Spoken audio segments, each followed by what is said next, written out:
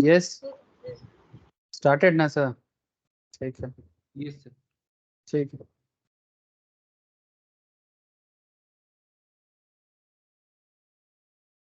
Next second.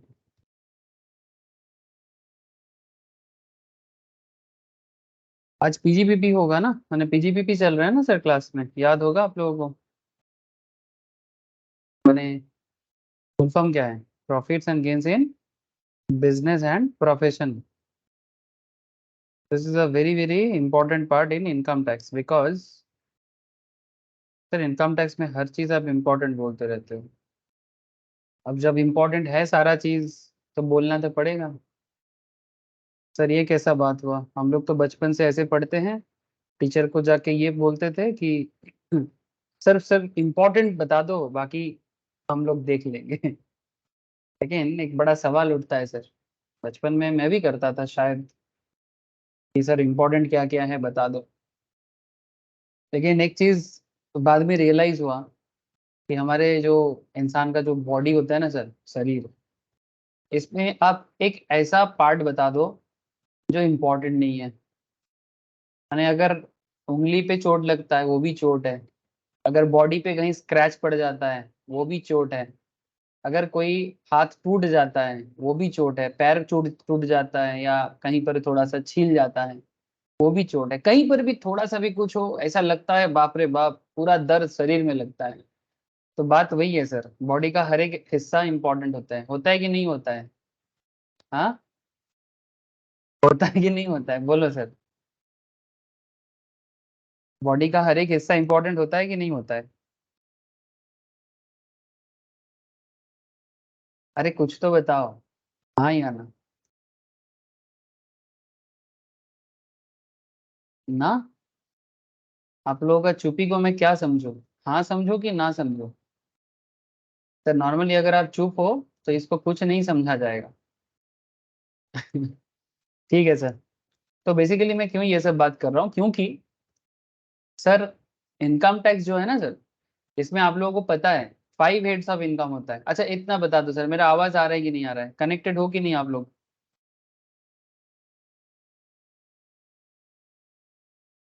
किसी का आवाज नहीं आ रहा है मुझे, कनेक्टेड है हम लोग? है सर। Okay sir. सर बीच बीच में थोड़ा सा ना आवाज दे दिया करना, नहीं तो ना मुझे ऐसा लगेगा कि कनेक्शन टूट गया। ठीक है। ठीक है कोई बात नहीं। सो जो बात मैं कर रहा था आप लोगों से, बातें ये क्या था सर, बात ये चल रहा था कि इनकम टैक्स में बेसिकली 5 हेड्स होते हैं, जिसमें से एक हेड्स होता है पीजीपीपी हेड्स। ठीक है, तो मैं आप लोगों के साथ उसी पीजीपीपी के अंदर थोड़ा सा नहीं काफी ज्यादा, ठीक है, बातचीत चल रहा है। तो इसके अंदर जो सेक्शंस है, जो बेसिकली सेक्शन 28 से लेके 44A का एरिया है। अब मैं क्यों बता रहा था कि हर एक शरीर का हर एक हिस्सा, वैसे इनकम टैक्स का हर एक हिस्सा इंपॉर्टेंट है गवर्नमेंट ऑफ इंडिया के लिए। हाँ सर इतना तो समझो आप, गवर्नमेंट ऑफ इंडिया के लिए हर एक सेक्शन इंपॉर्टेंट, मतलब हर एक पार्ट इंपॉर्टेंट होगा, ये सर नो? होगा कि नहीं होगा? बिल्कुल होगा, है ना? गवर्नमेंट ऑफ इंडिया के लिए सैलरी पर्सन भी इंपॉर्टेंट है। इसलिए इंपॉर्टेंट है सैलरीड पर्सन, क्योंकि सैलरीड पर्सन जो है उनसे भी सरकार को टैक्स मिलेगा। जो बंदा हाउस प्रॉपर्टी से इनकम करते हैं वहां से भी गवर्नमेंट को टैक्स मिलेगा। जो बंदा पीजीपीपी से कमाते हैं, माने प्रोफेशन या बिजनेस से कमाते हैं, गवर्नमेंट के लिए वो भी इंपॉर्टेंट है, क्योंकि गवर्नमेंट को वहां से भी टैक्स मिलेगा। जो कैपिटल एसेट्स बेच के, माने लैंड, बिल्डिंग, ठीक है, शेयर वगैरह, है ना, ये सब सेल करके इनकम करते हैं, वहां से भी सरकार को टैक्स मिलता है, जिसको कैपिटल गेन टैक्स कहते हैं। और अगर ये 4 हेड के बाहर अगर कोई हेड है सर, ठीक है, अगर मानो ये जो मैंने 4 सोर्स आपको बताया, इसके अलावा अगर कोई ऐसा सोर्स बीच में आ जाता है जो कि इनकम टैक्स आइडेंटिफाई नहीं कर पा रहे हैं कि भाई ये सैलरी नहीं है, ये हाउस प्रॉपर्टी भी नहीं है, ये पीजीपीपी के अंदर भी प्रॉपरली काउंट नहीं किया जा सकता, ये कैपिटल गेन भी प्रॉपरली नहीं लग रहा है, तो गवर्नमेंट ने एक दूसरा सोर्स बना दिया या हेड बना दिया, जिसे आदर्श सोर्स के नाम से जाना जाता है या आईपोस। सर ये सब बात आप बहुत बार बोल चुके हो। सर बोलता रहता हूँ, हमेशा आदत सा हो गया है। कहने का मतलब है कि पीजीबीपी के अंदर हम लोग ऑलरेडी गोताखोर लगा चुके हैं। गोताखोर माने डुबकी, ठीक है। हम लोग ऑलरेडी इसके अंदर काफी सारा मैटर डिस्कशंस करना चालू कर चुके हैं। तो सेक्शन 28 से लेके हम लोगों का जर्नी स्टार्ट हो चुका है। तो मुझे एक बार सेक्शन थोड़ा सा देख लेने दो। फॉर्मेट आप लोगों के पास ऑलरेडी है, आई नो दैट। प्रोफार्मा भी मैंने आप लोगों को बता के रखा था। जस्ट अ सेकेंड, मुझे प्रोविजंस का याद आ गया, क्योंकि हम लोग इंट्रोडक्शन लेवल में बिजनेस के बारे में आइडिया ले चुके थे सर, है ना, कि पीजीपीपी क्या है, बिजनेस क्या है, बिजनेस रिगार्डिंग इंपॉर्टेंट सेक्शंस कहाँ से स्टार्ट हुआ है। फिर लास्ट क्लास में मैंने कुछ इंपॉर्टेंट चीज बताया, जैसे कि आईसीडीएस के बारे में बताया था, है ना, income computation and disclosure standards, जो इनकम टैक्स डिपार्टमेंट मेंटेन करता है, कि पीजीपीपी के रिगार्डिंग जो अकाउंट्स होते हैं उसका मेंटेनेंस के ऊपर income tax department ICDS maintain करता है, ठीक है। तो कौन सा आईसीडीएस, जैसे अकाउंटिंग स्टैंडर्ड्स होते हैं वैसे आईसीडीएस का भी स्टैंडर्ड्स होते हैं। वो मैं लास्ट दिन आपको इंट्रोडक्शंस में बताया कि कैसे होते हैं आईसीडीएस। फिर मीनिंग ऑफ अकाउंटिंग के बारे में बातचीत हुआ। उसके बाद हम लोग धीरे धीरे सेक्शन 28 जो है कि पीजीपीपी हेड में कौन सा इनकम चार्जेबल होते हैं, उसका एक पूरा डिटेल्स डिस्कशंस भी मैंने प्रीवियस लेक्चर्स में करवाया था। फिर मैंने आपको सेक्शन 29 का आइडिया दिया कि सर सेक्शन 29 जो है वो एक्चुअली सेक्शन 29 जो है वो बेसिकली सेक्शन 30 से लेके 43D में जो बोला है वो बताते हैं। और यहाँ पर आप लोगों को याद होगा सर कि as per section 29 the income referred to in section 28 has to be computed. मैंने 28 में जितना सारा इनकम को बताया गया है, ठीक है, वो हर इनकम का जो कैलकुलेशन है, ठीक है, उसको एज पर सेक्शन 30 से लेके 43D का जो एरिया है उसके हिसाब से कैलकुलेट करना पड़ेगा। मैंने 29 जो है वो मेनली ये बताना चाहता है कि 28 के अंदर जो इनकम को बताया गया उस इनकम का कैलकुलेशन एज पर सेक्शन 30 से लेके 43D के अंदर जो रूल्स है उसके हिसाब से कैलकुलेट करके बताना है, जिसके बारे में सेक्शन 29 बात करता है। आई होप ये भी याद होगा, ये भी मैंने लास्ट क्लास में आपको बताया था। लेकिन लास्ट क्लास में जो सबसे इंपॉर्टेंट और हॉट डिस्कशन हुआ था वो था सर डिप्रिसिएशन। आई थिंक इसका भी आपको याद आ गया हो। सेक्शन 32 याद है कि नहीं? हाँ sir. Ion, good evening ion. Good evening sir. Good evening. Section 32 में मैंने आप लोगों के साथ डिप्रिसिएशन रिगार्डिंग कैलकुलेशंस और बाकी बातें करना चालू किया था। डिप्रिसिएशन के अंदर और एक इंपॉर्टेंट बात हुआ था सर, ब्लॉक ऑफ एसेट्स। याद है आप लोगों को block of assets? Yes sir. कैनॉन, okay. Block of assets basically income tax department का, as per income tax department, assets का ब्लॉक बनाया गया है, जिसमें बिल्डिंग का ब्लॉक है, फर्नीचर्स का ब्लॉक है, प्लांट मशीनरीज का ब्लॉक है। अच्छा, उसके अंदर भी अलग अलग पार्ट है जो मैंने लास्ट दिन आपको बताया था, ठीक है। जैसे अगर आप सिंपल बिल्डिंग के देखो, बिल्डिंग के अंदर आपको 4-5 ब्लॉक दिख जाए, 4 ब्लॉक तो है बिल्डिंग के अंदर। मैंने बिल्डिंग का भी टाइप्स है ना सर। कुछ बिल्डिंग ऐसे होते हैं जहां पर सिर्फ लोग रेसिडेंशियल पर्पस में रहते हैं। कुछ बिल्डिंग ऐसे होते हैं जिसको हॉस्टल या फिर पीजी या फिर होटल टाइप में यूज होता है ना। कुछ बिल्डिंग ऐसे भी होते हैं जहां पर वाटर ट्रीटमेंट प्लांट बिठाया जाता है। कुछ ऐसे होते हैं जहां पर वुडन स्ट्रक्चर्स होते हैं या टेम्पोररी नेचर का होता है। तो depending on the nature depreciation का रेट चेंज हो जाता है। इसके पीछे भी रीजन है ना सर, इसके पीछे रीजन है, लॉजिक है कि जो बिल्डिंग पानी के लिए यूज होता है, वाटर ट्रीटमेंट प्लांट के लिए यूज होगा, ऑब्वियस बात है कि वहां पर वेयर एंड टियर ज्यादा होगा। वेयर एंड टियर माने, वेयर एंड टियर क्या होता है सर? नेचुरली जब कोई एसेट डिटोरिएट होता है, नेचुरली जब कोई एसेट डिटोरिएट होता है, एसेट डिटोरिएशन क्या होता है सर? नेचुरली किसी एसेट का वैल्यूएशन दिन वे दिन कम होते जाना। ये सब आप लोग बचपन में क्लास 11 में भी पढ़े थे, जब आप लोग फर्स्ट टाइम डेप्रिसिएशन पढ़े थे। या फिर अगर बचपन में नहीं पढ़े थे तो बाद में जब आप लोग फाउंडेशन का क्लास किए थे, मे बी मैम के पास पढ़े होंगे, तो तब भी आप लोग डेप्रिसिएशन का डिटेल्स पढ़ाई किए थे कि डेप्रिसिएशन एज पर अकाउंट्स भी वही है जो इनकम टैक्स में है, but there is a difference. Difference ये है कि अकाउंटिंग सेक्शन जो है, जो हर एक ऑर्गेनाइजेशन पे एक अकाउंट सेक्शन भी होते हैं और एक इनकम टैक्स रिलेटेड मैटर भी होता है। ऐसे वो कंपनी के अंदर नहीं होता, इनकम टैक्स एक बाहरी संस्था है जो सरकार के बिहाफ में काम करते हैं और लोगों को बोलते हैं कि भाई आप टैक्स भरो सरकार के घर में, गवर्नमेंट के घर में टैक्स। तो गवर्नमेंट अपना रूल बना के रखा है, वही रूल आपको बताया जा रहा है कि किस एसेट्स पे क्या रेट माना जाएगा। ठीक है, ठीक है, इसका एक स्टैंडर्ड सिस्टम है और ब्लॉक करके बताया गया। सर एग्जाम के लिए क्या ब्लॉक याद रखना पड़ेगा? The answer is yes. माने आपको भले ही बोरिंग सा लगे या फिर टफ लगे, सर टफ तो कुछ नहीं है, इजी है। थोड़ा मेहनत तो बनता है ना सर, थोड़ा मेहनत तो बनता है। तो ये ब्लॉक ऑफ एसेट्स में आपको डिफरेंट एसेट का block wise depreciation rate given है। हाँ, अगर आप मुझे पूछोगे सर सबसे पॉपुलर रेट कौन सा है, तो मैं आपको बता सकता हूँ कि सबसे पॉपुलर रेट है 15%। क्योंकि ज्यादातर केस में आप देखोगे कि बिजनेस में प्लांट मशीनरी का यूज होते हैं, इसलिए आप देख सकते हो इसमें एक जनरल रेट बोल के दिया है। It's a general rate. ठीक है, अगर प्लांट मशीनरी है, अगर आपको क्वेश्चंस में नहीं बताया गया है कि भाई ये मशीन किस पर्पस के लिए यूज होता है या समथिंग लाइक दैट, अगर ऐसा कुछ भी पर्टिकुलरली मेंशन नहीं है, तो फिर ऐसे सिचुएशंस में आप 15% यूज कर सकते हो। ठीक है, this is the popular rate sir, सबसे ज्यादा यूज होने वाला रेट है 15% प्लांट एंड मशीनरी। ठीक है, लेकिन किंतु परंतु बंधु, एक बात मैं आपको बता दे रहा हूं सर, अगर कोई स्पेसिफिक एसेट क्वेश्चन के अंदर मेंशन करता है, तो इस बात का ध्यान रखिएगा कि आपको specific asset wise depreciation use करना पड़ेगा।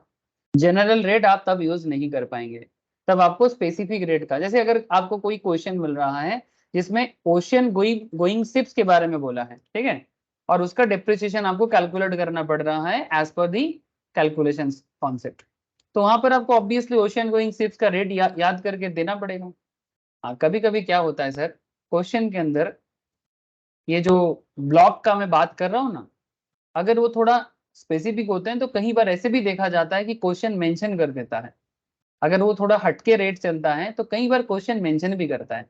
बट सर ये डिपेंड करता है हमेशा मिलेगा ऐसा जरूरी नहीं है, रेट मेंशन करके दे भी सकता है, ना भी दे सकता है। ठीक है, लेकिन आपको तो दिया ना सर, इंस्टीट्यूट भी दे रहा है आप लोगों को रेट का chart, basically income tax department दे रहा है, तो आप जानो पढ़ो और उसके हिसाब से क्वेश्चन को सॉल्व करने का कोशिश करो। ठीक है, तो मैं लास्ट दिन कोई क्वेश्चन तो नहीं करवाया था शायद, है ना? लास्ट क्लास में मैंने क्वेश्चंस नहीं करवा पाया था, मतलब एग्जांपल्स वगैरह, आज करवा देते हैं, है ना? डिप्रिसिएशन रिगार्डिंग कुछ एग्जांपल्स आपके साथ डिस्कस में कर लेता हूँ, इजी है। डिप्रिसिएशन रिगार्डिंग एग्जांपल इजी है सर, ज़्यादा कठिन नहीं है, बट थोड़ा सा स्ट्रक्चर का ध्यान आपको रखना पड़ेगा कि कभी 180 डेज के कम का है तो क्या होगा, 180 डेज से ज़्यादा है तो क्या होगा। ठीक है, और साथ में मैं आपको और एक चीज़ बताऊंगा, एडिशनल डिप्रिसिएशन का भी एक एरिया है जो मैं आपके साथ कवर अप करूंगा। ठीक है, कोई बात नहीं। सर आपका हाँ, स्क्रीन शेयर क्या? नहीं है? मुझे नहीं दिख रहा। अरे किसी को भी तो नहीं दिख रहा है, आप लोगों ने बताया नहीं इतना देर से। अरे इतना देर से स्क्रीन शेयर नहीं है, कोई कुछ क्यों नहीं बताया मुझे? हाँ सनॉन, अरे स्क्रीन तो शेयर ही नहीं था, बताया बताया नहीं से शेयर नहीं है स्क्रीन। थैंक यू अयन। आप लोगों को क्या लग रहा था कि मैं स्क्रीन शेयर कर दिया? हाँ, मुझे तो लगा कि मैं शेयर कर दिया, आप लोग हाँ हाँ बोल रहे हो। ऐसा मिसकम्युनिकेशन ना किया करो सर, थोड़ा बोल दिया करो कि सर स्क्रीन शेयर नहीं है। राहुल भी चुप है, शालिनी, धोनी का कोई नहीं बता रहा है। अरे क्या है सर, आप लोग भी ना गजब करते हो। স্যার अब স্যার हाँ আজকে बोलो। দেখলাম যে আমার প্রবলেম হচ্ছে। हाँ हाँ हाँ, सबका यही लगा क्या? सबको लगा कि उसका प्रॉब्लम है? तो अगर प्रॉब्लम भी है तो बताना चाहिए ना, अगर प्रॉब्लम भी है तो बताना चाहिए ना।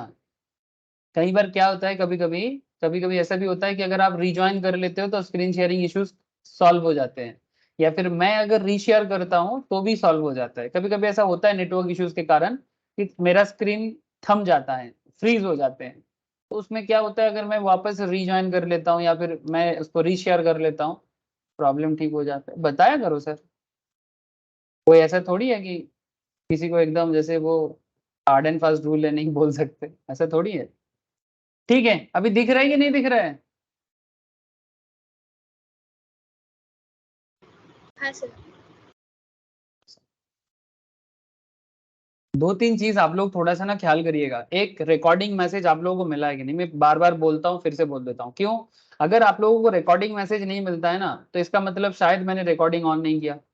ये मैम की क्लास में भी करना सर आप लोग, ठीक है? कई बार होते हैं ना, हम लोग भी कभी कभी, सर रोज का काम है ना सर तो कभी कभी हो जाता है। तो जैसे अगर बाई चांस रिकॉर्डिंग मैसेज आप लोगों को नहीं मिला है और हम लोग क्लास स्टार्ट कर दिए हैं, तो क्या होता है कि आप लोगों को ही बाद में दिक्कत हो सकता है ना? जब आपको चाहिए होता है रिकॉर्डिंग, या फिर आप क्लास मिस कर दिए, या फिर बहुत सारे स्टूडेंट ऐसे भी हैं सर, जानते हो ना, जो लोग रेगुलर लाइव क्लास नहीं कर पाते हैं, जो लोग एक्चुअली आर्टिकलशिप ट्रेनिंग कर रहा है, तो उनको ना मुझे रिकॉर्डिंग भेजना पड़ता है। तो अगर किसी एक दिन 2 घंटे का रिकॉर्डिंग नहीं होता है, ये बहुत चिंताजनक बात हो जाता है, ठीक है? क्योंकि फिर से ये 2 घंटे का क्लास लेना इतना आसान नहीं होता है रेगुलर काम में, है ना? तो ये तो 2 चीज ख्याल रखा रहना, स्क्रीन शेयर हुआ है कि नहीं, और सबसे इंपॉर्टेंट बात, रिकॉर्डिंग मैसेज आप लोगों तक पहुंचा है कि नहीं। इसीलिए मैं डबल ट्रिपल कंफर्म करता रहता हूँ आप लोगों को कि सर रिकॉर्डिंग हो रहा है, मैसेज मिला है, स्क्रीन शेयर है, थोड़ा सा रिस्पॉन्स कर देना सर, रिक्वेस्ट है। ओके, अच्छा। तो ये पूरा चार्ट मैं एक्चुअली लास्ट क्लास में बताया था, आज फिर से एक बार बता दिया। जैसे इंटेंजिबल एसेट्स है, ठीक है? इंटेंजिबल एसेट्स, इंटेंजिबल माने क्या होता था? इंटेंजिबल माने जिस, आप लोग ये सब अकाउंट्स में पढ़े हो सर, कि जो एसेट को आप बेसिकली टच नहीं कर सकते, है ना? जिसको बेसिकली आप फील कर सकते हो, भाई मेरा बिजनेस है, मेरे बिजनेस का ट्रेडमार्क है। ट्रेडमार्क माने जिसको लोगो टाइप बोल सकते हो, कॉपीराइट्स, ठीक है? किसी ने मूवी बनाया, मूवी भी एक एसेट होता है सर, उसको बेच के करोड़ों कमाते हैं, है ना? मूवी बेच के करोड़ों कमाते हैं। तो मूवी का कॉपीराइट होता है किसके पास? मूवी का प्रोड्यूसर के पास। तो वो क्या होता है, कई बार हम लोग हॉल में जाके वीडियोस करते देखते हैं ना, वो हॉल प्रिंटेड, है ना, डमी वर्जन्स मार्केट में निकल जाते हैं, तो वो कॉपीराइट क्लेम कर सकता है। या आप नहीं कर सकते ऐसा? किसी का किताब चोरी करना, किताब चोरी करना समझते हो? मानो कोई ऑथर ने कोई बुक्स लिखा और कोई बंदा उसको कॉपी करके अपना नाम लेके उसको चला रही है, मेरा भी किताब है, तो अगर ये पकड़ा गया ना सर, कॉपीराइट में फंस जाएगा, कॉपीराइट में फंस जाएगा, आप ऐसा नहीं कर सकते। या फिर मूवी का, जैसे आपको मैं बताया, किसी भी चीज का कॉपीराइट होता है सर, वो एसेट्स है। जो बंदा किताब लिखा है वो उसके लिए एसेट है, उस मूवी जिसने बनाया वो उसके लिए एसेट है, जो स्टोरी बुक्स लिखा वो उसका एसेट है। पेटेंट वगैरह क्या होता है? आविष्कार में होता है, ये सब मैं लास्ट क्लास में बताया, नो हाउ वगैरह। लेकिन ये भी डिप्रिशिएट होता है, ठीक है, 25% पर ईयर, ठीक है? तो ये बिजनेस प्रोफेशन दोनों में लगता है। अच्छा, चलो एक डिप्रिसिएशन रिगार्डिंग एक सिंपल एग्जांपल थोड़ा सा देखते हैं। सिंपल एग्जांपल है, क्रिटिकल नहीं है, सिंपल। थोड़ा सा देखो, फिर और एडवांस लेवल क्वेश्चन करेंगे। जैसे मिस्टर एक्स कौन है सर? एक प्रोपराइटर है, मैन्युफैक्चरिंग बिजनेस के साथ जुड़ा हुआ है। इनका बिजनेस किसके साथ जुड़ा हुआ है? मैन्युफैक्चरिंग के साथ। ध्यान रखना बात पे, ठीक है? मैं इसलिए बोल रहा हूँ ध्यान रखना इस पे, क्योंकि हर छोटा छोटा बातों के अंदर ना बहुत कुछ अंदर की बात भी होते हैं। इसने कुछ आपको फॉलोइंग इंफॉर्मेशन दिया है। क्या दिया है? मिस्टर एक्स, आप कौन हो सर? अपने आप को एक टैक्स कंसल्टेंट फील करो सर, सुविधा होगा। एज ए चार्टर्ड सीएमए भी, या फिर कंपनी सेक्रेटरी, जो भी हो आप, मानो कि आप एक कंसल्टेंट हो, सीए सीएमए कुछ भी हो आप। Opening balance of plant and machinery, plant machinery का ओपनिंग बैलेंस जो है वो आपको दिया है 1 अप्रैल 2022 का, ठीक है? यानी 1 अप्रैल 2022, ये जो डेटा है ये एक्चुअली 31 मार्च 2022 का WDV है। सर बात को समझे, जैसे कि जो प्रीवियस ईयर होता है, जैसे कि हमेशा हम लोग कैलकुलेशंस क्या करते हैं? प्रीवियस ईयर के बेसिस में करते हैं, है ना? ये बात मैंने कहाँ बता के रखा? इनकम टैक्स के अंदर मैं ये सब बातें बेसिक्स में बता के रखता हूँ। इनकम टैक्स बेसिक्स, अगर आप इनकम टैक्स बेसिक्स फॉलो करोगे, उसमें आप देखना प्रीवियस ईयर, असेसमेंट ईयर का एकदम डिटेल्स में बोला गया है कि प्रीवियस ईयर क्या है, असेसमेंट ईयर क्या है। तो बेसिकली इन सिंपल ऐसा होता है कि प्रीवियस ईयर में इंसान कमाता है और असेसमेंट ईयर में वो टैक्स के थ्रू से अपना ऑब्लिगेशंस मेंटेन करता है। ऑब्लिगेशन माने जो उसका, इसको बंगाली में एक बड़ा अच्छा लैंग्वेज बोलते हैं सर, नैतिक दाय। दाय मतलब उसको देना चाहिए, ठीक है, माने आपका लाइबिलिटी है, लाइबिलिटी भी बोल सकते हैं, बट बेसिकली ये आपका एक लीगल राइट है और आपको देना भी चाहिए, ठीक है, अधिकार नहीं बोलेंगे बट आपको देना पड़ता है। मतलब जिस देश का खाते हैं उस देश का नियम तो फॉलो करना पड़ेगा, है ना, कुछ ऐसा बात है सर।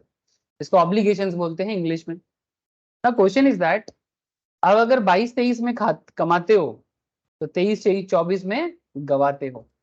बट कैसे गवाना, गवाना मैंने पे करना। तो 22-23 में इनकम करो और 23-24 में टैक्स पे करो। अब मैं क्यों बोल रहा हूँ, ये प्रीवियस ईयर असेसमेंट ईयर का सिंपल काम है, बाकी और भी डिटेल्स चर्चा मैं बेसिक्स ऑफ इनकम टैक्स में करके रखा सर, ठीक है। बिजनेस टू बिजनेस, कब बिजनेस आ रहा है, उसमें प्रीवियस ईयर असेसमेंट ईयर का रूल्स भी हल्का फुल्का चेंज हो जाता है। लेकिन यहाँ पर क्यों ये बता रहा है सर कि मशीन जो है 1422 में उसका ओपनिंग बैलेंस, तो ऑब्वियस बात है कि अगर किसी का ओपनिंग बैलेंस 1422 का है, मतलब इसका क्लोजिंग बैलेंस 31 मार्च 2022 का होगा। माने 31 मार्च 2022 जो है वो 21-22 का क्लोजिंग है ना। तो 21-22 का क्लोजिंग माने 22-23 का ओपनिंग। आई होप बात क्लियर। हेलो, 21-22 क्लोज हो रहा है 31 मार्च 2022 को, है ना, अप्रैल to March.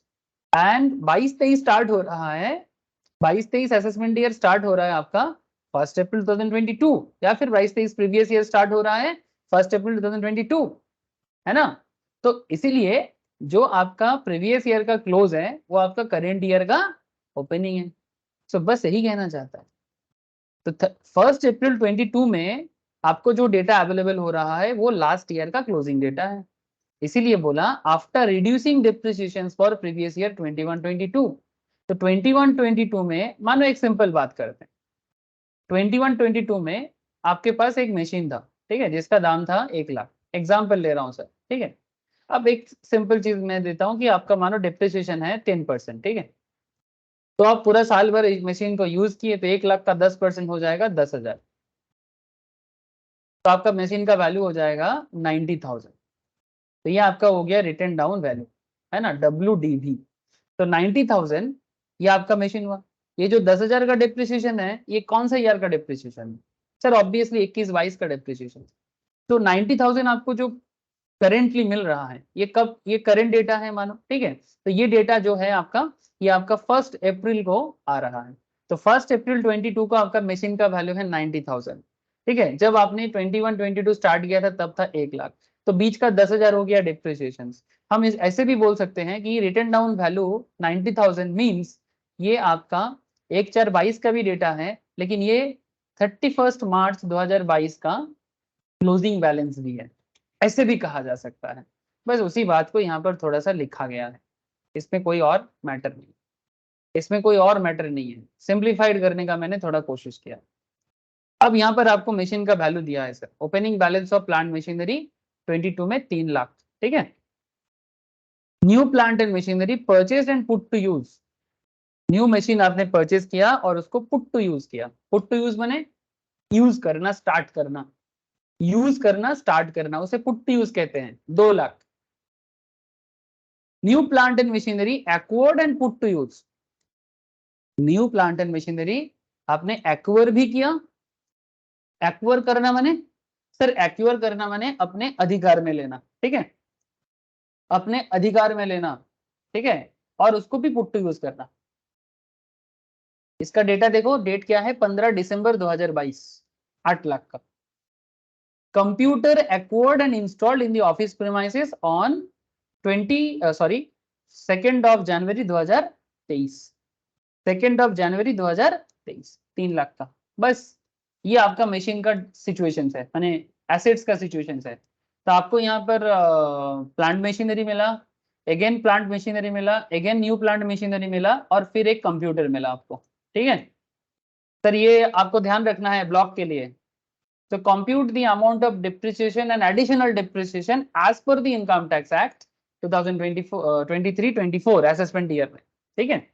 assume that all assets were purchased by way of account paying check, मैंने बेसिकली सब आपने कोई कैश में नहीं किया, ठीक है, सारे के सारे आपने थ्रू ऑनलाइन ट्रांसफर के थ्रू से या बैंक ट्रांसफर के थ्रू से किया, क्योंकि सब मोर देन 10,000 के ऊपर का वैल्यूएशन है, तो ऑब्वियस बात है कि आपको नॉन कैश ही करना चाहिए था, ऑनलाइन वगैरह करना चाहिए था। सो कहने का मतलब इतना है। अब यहाँ पर कैसे करना है सर, बहुत सिंपल बात है। सबसे पहले आप नॉर्मल डिप्रिसिएशन देख लो, आप इसको अपने हिसाब से कर सकते हो, ठीक है। जैसे यहाँ पर दो एसेट आपने आइडेंटिफाई कर लिया पहले ही, ठीक है, आपने पहले ही आइडेंटिफाई कर लिया ना कि आपके पास कितना एसेट है। ये जरूरी है सर कि आपके पास कितना टाइप ऑफ एसेट्स है वो आइडेंटिफाई करना जरूरी है ड्यू टू ब्लॉक, है ना। तो आपके पास एक प्लांट मशीनरी है और एक कंप्यूटर है। आपको रेट पता नहीं था बट अब पता तो हो गया होगा। हेलो, पहले पता नहीं था रेट बट अब तो पता हो गया होगा, क्योंकि मैंने आपको अभी अभी आपको मैंने रेट चार्ट पढ़ा रहा था। प्लांट मशीनरी में अगर कुछ नहीं बोला तो कौन सा रेट लगाएंगे सर। हेलो, प्लांट मशीनरी में अगर कोई पर्टिकुलर रेट मेंशन नहीं किया, कोई स्पेसिफिकेशंस मेंटेन नहीं किया, तो कौन सा रेट लगाना चाहिए। Hello,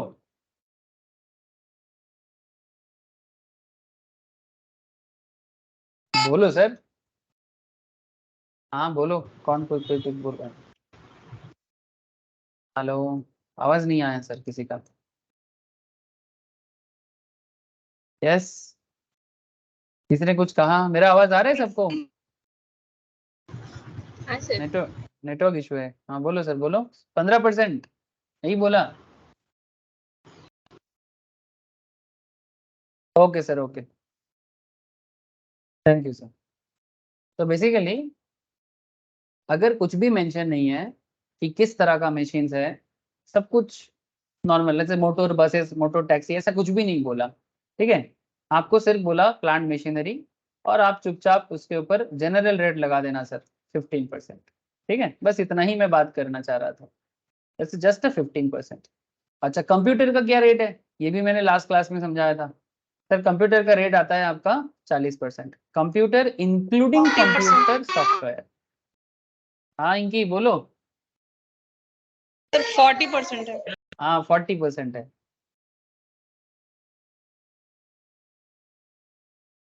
okay, so computer and computer software का 40% का रेट है ना। तो अभी बात क्या है, तो आपको रेट का भी आइडिया लग गया। अच्छा, क्या क्वेश्चन में यहाँ पर कुछ भी मेंशन था कि रेट क्या होगा। मेंशन नहीं था, ठीक है, लेकिन आपको नॉलेज होना चाहिए ना सर, यही मैं बोलना चाह रहा था। अगर आपको रेट नहीं पता होता या फिर अगर आप रेट को आइडेंटिफाई ना कर पाते तो ये सिंपल सा क्वेश्चन ही टफ हो जाता। बस यही मैं बार बार बोल रहा हूँ। अगर आप ये छोटा सा चीज आपको आइडेंटिफाई नहीं होता ना, इसमें मैं 50 बार एक ही बात आपको बोले जा रहा हूँ, है ना। आप शायद सोच रहे हो क्या सर आपका माथा खराब हो गया होगा, एक बात तब से बोले जा रहे हो बोले जा रहे हो। हाँ ठीक है, मेरा दिमाग खराब है, ठीक है। हम पागल नहीं है भैया, हमारा दिमाग खराब है। So plant and machinery 15% and computer is 40%, तो रेट आइडेंटिफिकेशन भी हो गया। अब नॉर्मल डिप्रिसिएशन लगा दो सर, आपके पास जो मशीन है 50 लाख का, क्या क्या डिटेल्स दिया था, डिटेल्स क्या क्या दिया था देख लो। इधर 30 लाख है ना। पहले वाला जो आपके पास आया था 30 लाख का, फिर न्यू प्लांट आपने लिया 8 जून को 20 लाख का, फिर न्यू प्लांट आपने लिया 8 लाख का, वो भी 15 दिसंबर को, ठीक है। और कंप्यूटर का अलग है। एक काम कर लेते हैं, इसका वर्किंग भी देख लेते हैं, है ना। तो आप एक काम कर सकते हो, आपके पास जो पुराना मशीन था, ठीक है, आपके पास जो पुराना मशीन था उसका वैल्यूएशन कितना है, 30 लाख का। आपने न्यू मशीन एक ऐड किया, ठीक है, तो अपने ब्लॉक में ऐड करो। कब ऐड किया है आपने, 8 जून को आपने ऐड किया, ठीक है। आपने 8 जून को ऐड किया, ध्यान से बात को समझना सर। अच्छा, अब यहाँ पर आपको एक चीज ध्यान में रखना पड़ेगा, 8 जून से जब मशीन को आप ऐड कर रहे हो, 20 लाख का मशीन है, तो 8 जून 2022 से लेके 31 मार्च 2023 तक कितना समय आता है सर, नंबर ऑफ डेज कितना होगा, नंबर ऑफ डेज कितना होता है फ्रॉम 8 जून 2022 से लेके 31 मार्च 2023, नंबर ऑफ डेज कितना होगा। 180 days 180 से कम है कि 180 से ज्यादा है। सर ज्यादा है। ज्यादा है, थैंक यू सर, ठीक है। मोर देन 180 से ज्यादा है, सिंपल बात है ना, बहुत इजीली समझ में आ रहा है ना। आपको बस मंथ का कैलकुलेशन करना होता है, 6 महीने में ही तो 180 डेज हो जाता है ना मिनिमम। यहाँ तो जून से लेके मार्च तक है, तो ऑब्वियस बात है कि ये तो कम से कम जून जून का 8 दिन छोड़ के, फिर बाकी आपका जुलाई का पूरा, अगस्त सितंबर, जुलाई अगस्त सितंबर अक्टूबर नवंबर दिसंबर जनवरी फरवरी मार्च, 9 महीना तो वही रहा है सर, 9 महीना उससे भी ज्यादा, तो आराम से 180 डेज क्रॉस कर रहा है। तो अगर कोई पर्टिकुलर एसेट 180 दिन से ज्यादा का यूज हो जाता है ना, उसमें पूरा साल का डेप्रिसिएशन लगता है। इस बात के लिए ये चीज मैं बता रहा था आपको। अगर मोर देन 180 डेज है, ठीक है, यूज, ठीक है, अगर मशीन का यूज या एसेट का यूज 180 दिन से ज्यादा है, तो उस मशीन पे या एसेट्स पे पूरा साल भर का डेप्रिसिएशन चालू हो जाएगा। अच्छा, जो प्लांट आपने 15 दिसंबर को लिया, अब मुझे बता दो सर, 15 दिसंबर 2022 से लेके 31 मार्च 2023 तक 180 दिन होता है कि उससे कम होता है?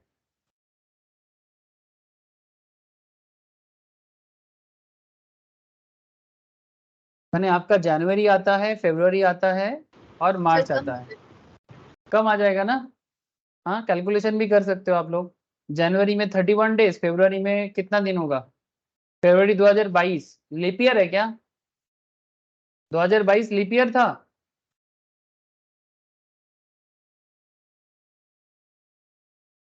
अरे नहीं रे बाबा, 4 से डिवाइड नहीं होगा, करके देखो। 2024 लीप ईयर होगा, चार साल छोड़ छोड़ के आता है। 2020 था, अगला लीप ईयर वाला फरवरी आएगा 2024 में, ठीक है, तो 28 दिन हो जाएगा। मार्च में कितना दिन? 31 डेज। और फरवरी का, दिसंबर का कितना लेंगे? दिसंबर का 31 माइनस 15, 16 दिन, 16। तो आपका कर लो हिसाब, 30 30 60, ठीक है, मैंने आराम से 180 से नीचे ही आ रहा है सर, है ना, लेस देन 180 डेज। तो इतना तो पता चल गया कि ये जो मशीन है ये 6 महीने से कम दिन का यूज है। ओके, अब इसका यूज आपको आगे जाके करना है, कि पुट टू यूज के ऊपर डिपेंड करता है कि आपको कितना दिन का डिप्रिसिएशन उस पर लगाने का राइट है। और आपने जो कंप्यूटर परचेज आपने जो लगाया, ठीक है, वो आपके उसका डेट नहीं मेंशन था शायद क्वेश्चन में। कंप्यूटर कब से इंस्टॉल किया, कोई मेंशन था क्या डेट? हाँ, 2 जनवरी 2023 को, 2 जनवरी 2023 को आपने कंप्यूटर को लगाया सर, 2 जनवरी 2023 को। ध्यान रखना बात पे, है ना, ये रहा। और इसका भी यूज आपको ध्यान में रखना है। तो कंप्यूटर आपने प्रीमाइसेस पे यूज किया 2 जनवरी को, कितने का कंप्यूटर है? 3 लाख का। अच्छा, पहला तो आपको ये काम कर लेना चाहिए इजीली कि आपके पास टोटल एसेट का वैल्यू कितना है। 31 मार्च 2023 को 30 लाख का पुराना मशीन, 20 लाख का नया लिया, 8 लाख का नया लिया, टोटल मशीन का वैल्यू 58 लाख है, 58 लाख। और एक कंप्यूटर आपने, आपके पास जो करेंटली है वो 3 लाख का है, कंप्यूटर एंड रिलेटेड सॉफ्टवेयर, ठीक है, ये आपको पता चल गया। अब यहाँ पर और एक चीज आप देख लो, composition of plant and machinery included in the WDV। इसके अंदर क्या है, आपके पास एक पुराना WDV है 30 लाख का, एक नया मशीन आपने 20 लाख का लिया जो आपने 8 जून को लिया, ठीक है, ये आपका 180 का कम है, ठीक है, तो ये अलग से हिसाब होगा। ये जो 30 लाख एंड 20 लाख है ये सेम ब्लॉक में आ जाएगा, ठीक है, यानी ब्लॉक तो एक ही है, बट इसका हिसाब 180 का कम है, सॉरी, मोर देन 180 है। 50 लाख का मशीन मोर देन 180 डेज का हिसाब हो जाएगा, और जो मशीन 8 लाख का है वो आपका लेस देन 180 डेज का हिसाब हो जाएगा, ठीक है। और कंप्यूटर भी लेस देन 180 का है, जो मैं आपको बताने का कोशिश कर रहा था इतने देर से। अब इसके ऊपर क्या डिपेंड करता है सर, इसके ऊपर कौन सा सेक्शन आता है और क्या बताता है। अब इसका नोट भी आपको मैं बता देता हूँ, ठीक है, ये प्रोविजंस है, तो प्रोविजंस क्या सिखाता है आपको वो भी मैं बता देता हूँ। देखो, ये कौन सा सेक्शन में लिखा हुआ है, कौन से सेक्शन में लिखा हुआ है और क्यों लिखा हुआ है, ये भी आपको जान लेना चाहिए। तो सेक्शन 32 सबसेक्शन 1 क्लॉज 2, ठीक है, section 32 subsection 1 clause 2, where an asset acquired during the previous year is put to use for less than 180 days। Machine आपने प्रीवियस ईयर में लिया और आपने मशीन को 180 दिन से कम दिनों के लिए यूज किया किसी पर्टिकुलर प्रीवियस ईयर में, the amount of deductions allowable as normal depreciation and additional depreciation would be restricted to 50%। मैंने नॉर्मल एज वेल एज, अगर कोई एसेट पे एडिशनल लगता है sir, additional normally manufacturing entity पे लगता है, लेकिन अगर 180 का कम है तो जितना रेट होगा, अगर 15% है तो उसका आधा हो जाएगा, ठीक है, अगर 40% है तो उसका आधा हो जाएगा, ठीक है। Therefore, normal depreciation on plant and machinery acquired put to use for on 15 December 2022 and computer acquired and installed 2 January, इसमें आपका आधा परसेंटेज यूज होगा, मैंने जो रेट है उसका आधा, ठीक है। जैसे 15% का आधा 7.5%, 40% का आधा 20%, तो कंप्यूटर में लग जाएगा 20%, ठीक है, और 15% जो मशीन्स का है उसका लग जाएगा 7.5%, ठीक है। और अगर एडिशनल डिप्रिसिएशन यूज होता है, ठीक है, एडिशनल डिप्रिसिएशन अगर यूज होता है तो वो भी कम हो जाएगा, ठीक है। नॉर्मली एडिशनल डिप्रिसिएशन 20% का रेट लगता है, एडिशनल डिप्रिसिएशन 20% का रेट लगता है, तो उसमें भी आधा हो जाएगा, ठीक है, जो मशीन 180 दिन से कम के लिए, और जो मशीन 180 का ज्यादा है उसमें कोई दिक्कत नहीं है, उसमें पूरा का पूरा रेट लग जाएगा, ठीक है। और साथ में रूल ये भी बताता है, प्रोविजंस आपको ये भी बताता है, as per third proviso to section 32 subsection 1 clause 2 the balance additional depreciation, जैसे कि यहाँ पर आपको जो 80,000 का हिसाब आया था प्लांट मशीनरी में, ठीक है, ये जो 80,000 का हिसाब आया तो बोलते हैं बैलेंस एडिशनल डिप्रिसिएशन ऑफ 80,000, जो 50% ऑफ 1,60,000 है, मतलब 8 लाख का 20%, इसका 50% इस साल लगेगा और बाकी 50% अगला साल would be allowed as deductions in the assessment year 24-25। अब ये तो आपको मैंने प्रोविजंस बताया, ठीक है, और उसके रिगार्डिंग नोट्स भी बता दिया।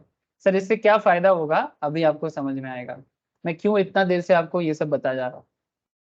अब आपको कैलकुलेशन कर लो, आपके पास एक 30 लाख का मशीन था और आपके पास एक 20 लाख का मशीन था, तो 30 और 20 मिलके आपका 50 लाख हो जाता है, जो कि मोर देन 180 दिन का मशीन है, पुट टू यूज है, तो इसमें आपका पूरा डिप्रिसिएशन लग जाएगा 50 लाख का 15%, 50 लाख का 15%। सर करके देखो तो 7.5 लाख आ रहा है कि नहीं, इतना तो कर ही सकते हो। हेलो, 50 लाख का 15%, 7.5 लाख आ रहा है कि नहीं, प्लीज बताओ सर। Yes, sir. बस सिंपल है ना, कुछ नहीं है इसके अंदर, बस आपको नियम फॉलो करना है, you just need to follow rules. Presentation अपनी मर्जी से करो, कोई दिक्कत नहीं है, बस एग्जामिनर को समझ में आ जाना चाहिए। ऐसा नहीं कि इसी तरह से जैसे किया हुआ है ऐसा ही करना पड़ेगा, नॉट नेसेसरी, आप अपना मर्जी से करो, बट जो भी करोगे रूल बता देना कि भाई मैंने इसलिए, मतलब यहाँ पर 15% पूरा लगा, ठीक है, तो क्यों पूरा लगा। अच्छा अगला सेगमेंट में, अगले सेगमेंट में जैसे जो मशीन आपका लेस देन 180 डेज का है ना, एक मशीन आपका है ना लेस देन 180 डेज का, जो 8 लाख का आपने बाद में लिया था, जो आपने 8 लाख का बाद में लिया था मैंने 15 दिसंबर को, उसमें आपका नॉर्मली रेट है 15% का, लेकिन आप कितना लगाओगे 7.5% का, तो नॉर्मली 8 लाख का 15% जितना होता है, कितना होता है 8 लाख का 15%,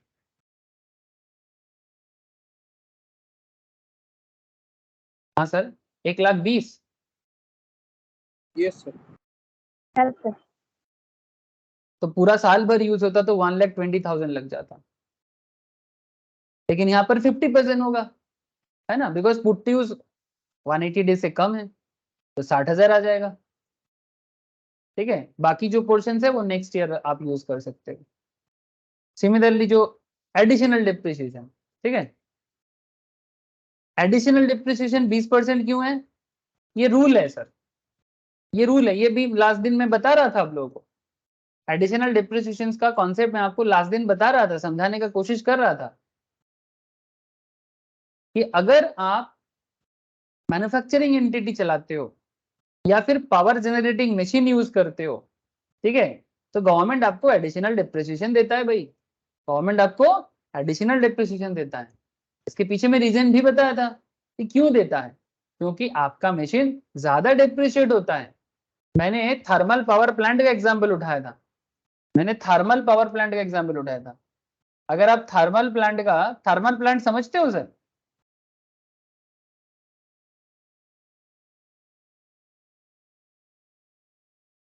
सर थर्मल माने बेसिकली जो कोयला से जो कोल से जो बेसिकली इलेक्ट्रिसिटी जनरेट होता है उसे थर्मल प्लांट बोलते हैं सर, ठीक है।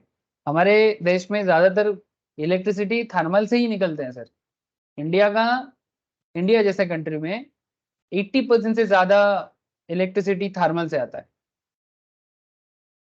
इसलिए पोल्यूशन भी थोड़ा होता है, लेकिन क्या कर सकते हैं सर, अब जो है वो तो है। तो थर्मल पावर स्टेशन में जो मशीन यूज होते हैं ना, अब देख सकते हो थर्मल पावर स्टेशन में जो मशीन यूज होते हैं वो काफी डिप्रिशिएट होता है सर। ठीक है, इसीलिए गवर्नमेंट बता रहा है कि आपका नॉर्मल जो डिप्रिसिएशन रेट है उससे और 20% आपको एक्स्ट्रा दिया जाएगा मशीन का। ठीक है, आप यूज करो। ठीक है, I hope you understand sir. Thermal power station जैसे हमारे आसपास में है, अगर आप कभी थ्रू NH6 पकड़ लेना सर, यहाँ से टाटा का जो रोड है, बॉम्बे रोड जिसको बोलते हैं, पुराना बॉम्बे रोड जिसको बोलते हैं, कोलकाता से निकलो NH6 पकड़ो और ज्यादा दूर नहीं सर, 70-80 किलोमीटर जाओ, आपको एक जगह मिलेगा कोलाघाट के नाम पे। एक रिवर आएगा रूपनारायण बोल के, रिवर के सामने देखना वेस्ट बंगाल का one of the big power station है थर्मल पावर का मैन्युफैक्चरिंग। ठीक है, मैं इसलिए बता देता हूँ क्योंकि आप रास्ते में ये सब नजर रखा करो, और जब भी क्रॉस करो ना जब भी क्रॉस करो तो आपके दिमाग में आ जाना चाहिए कि देखो सर ने बताया था थर्मल पावर प्लांट, और वेस्ट बंगाल का सबसे बड़ा प्लांट भी है ये। ठीक है, कोलाघाट थर्मल, इसको KTPP के नाम से भी बोला जाता है। और ये आपको NH6 से दिख जाएगा, रेल के थ्रू से भी दिख जाता है। इसका 6 यूनिट है सर, अगर कोई 1-2 यूनिट काम नहीं करता है ना, तो आप समझ लेना कि इलेक्ट्रिसिटी प्रोडक्शन कम हो रहा है। जैसे यहाँ पर ये जो दो दो यूनिट से धुआं निकल रहे हैं, इसका मतलब हमारे आपके घर में जो AC पंखा चल रहा है ना, ये धुआं निकल रहे बोल के। अगर ये जो तीनों बंद बंद है ना, इसका मतलब इलेक्ट्रिसिटी जरूरत कम है, इसलिए शायद सरकार ने इसको बंद करके रखा है। ठीक है, just for the knowledge sir. अब आपको तो पता ही है, कहानी में बड़ा मजा आता है, हम मुझे भी आप लोगों को भी, लेकिन ज्यादा कहानी बनाने से नहीं चलेगा सर। सर वापस आ गए सर। तो एडिशनल डिप्रिसिएशन मैन्युफैक्चरिंग एंटिटी पे भी लगता है, और अगर आप पावर जनरेटिंग यूनिट्स पे हो तब भी देना पड़ेगा। ठीक है, अच्छा या ये वाला पावर जनरेटिंग के लिए नहीं है, सॉरी मैं यहाँ पर गलत बोल दिया, ये तो कंप्यूटर के लिए है। ठीक है, ये कंप्यूटर के लिए, सॉरी मैंने आइडेंटिफिकेशन गलत कर दिया। आपके पास कंप्यूटर था, और कंप्यूटर में आपका रेट है 40% नॉर्मल रेट। ठीक है, कंप्यूटर का नॉर्मल रेट है 40%, ये सब वर्किंग में दिखाया आपको मैंने, तो जस्ट पुट कर दो ना। 3 लाख का कंप्यूटर है, 40% का रेट है, लेकिन 180 दिन का कम है तो 20% लगेगा। तो 3 लाख का 40% होता है 1,20,000, लेकिन क्योंकि 50% हो रहा है तो 60,000। और क्या, मैंने प्रीवियस ईयर 22-23 में 60,000। अब एडिशनल डिप्रिसिएशन का क्या है सर, आपके पास जो पुराना मशीन है, ठीक है, आपके पास जो पुराना मशीन है उसमें तो आपने पूरा लगा दिया, उस पर आपने पूरा लगा दिया। अब आप एक चीज देखो,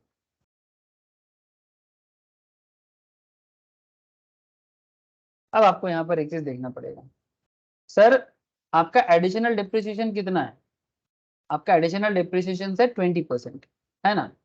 तो इसमें आपके पास जो न्यू प्लांट एंड मशीनरी है, आपके पास जो न्यू प्लांट एंड मशीनरी है जिसको आपने 180 दिन से ज्यादा समय के लिए यूज किया, 180 डेज से ज्यादा समय के लिए आपने जिसको यूज किया, उसमें आपको पूरा का पूरा देना पड़ेगा। चलो ये नोट भी देख लो sir. As per section 32 subsection 1 clause 2A, additional depreciation is allowable in the case of any new machinery or plant acquired and installed after 31st March 2005 by an assessee engaged in related in the business of manufacture or production of any article or thing at the rate 20% of the actual cost of such machinery or plant. This is the rules. However, additional depreciation shall not be allowed in respect of connected machineries or plant installed in the office premises or residential accommodations or any guest house. उसमें नहीं मिलेगा sir. अगर कोई machinery या plant किसी office premises के अंदर है, किसी रेसिडेंशियल अकोमोडेशंस के अंदर है, कोई गेस्ट हाउस के अंदर है, तब ये नहीं दिया जाएगा। Accordingly additional depreciation is not allowed on computer installed in the office premises, उसके लिए भी नहीं है, सिर्फ मैन्युफैक्चरिंग एंटिटी या मैन्युफैक्चरिंग ऑर्गेनाइजेशंस मतलब इंडस्ट्री में ही लगेगा। तो ये रूल है 32 सबसेक्शन 1 क्लॉज 2A के अंदर बोला है। अब ये रूल जान के क्या फायदा, फायदा सर यही है, आप इस बात को ध्यान देना, यहाँ पर उस मशीन्स पे आप यूज कर सकते हो जो मशीन्स आपने 31 मार्च 2005 के बाद आपने अपने मैन्युफैक्चरिंग एंटिटी में इंस्टॉल किया। तो सर इससे क्या फर्क पड़ जाता है हमारे इस क्वेश्चन में? सर इसमें आप यहाँ पर थोड़ा सा क्वेश्चन में ध्यान दो, आपके पास जो पुराना मशीन है, ध्यान देना सर, ये जो 30 लाख वाला मशीन है, क्या यहाँ पर कहीं पर भी लिखा हुआ है कि ये मशीन आपने कब इंस्टॉल किया था?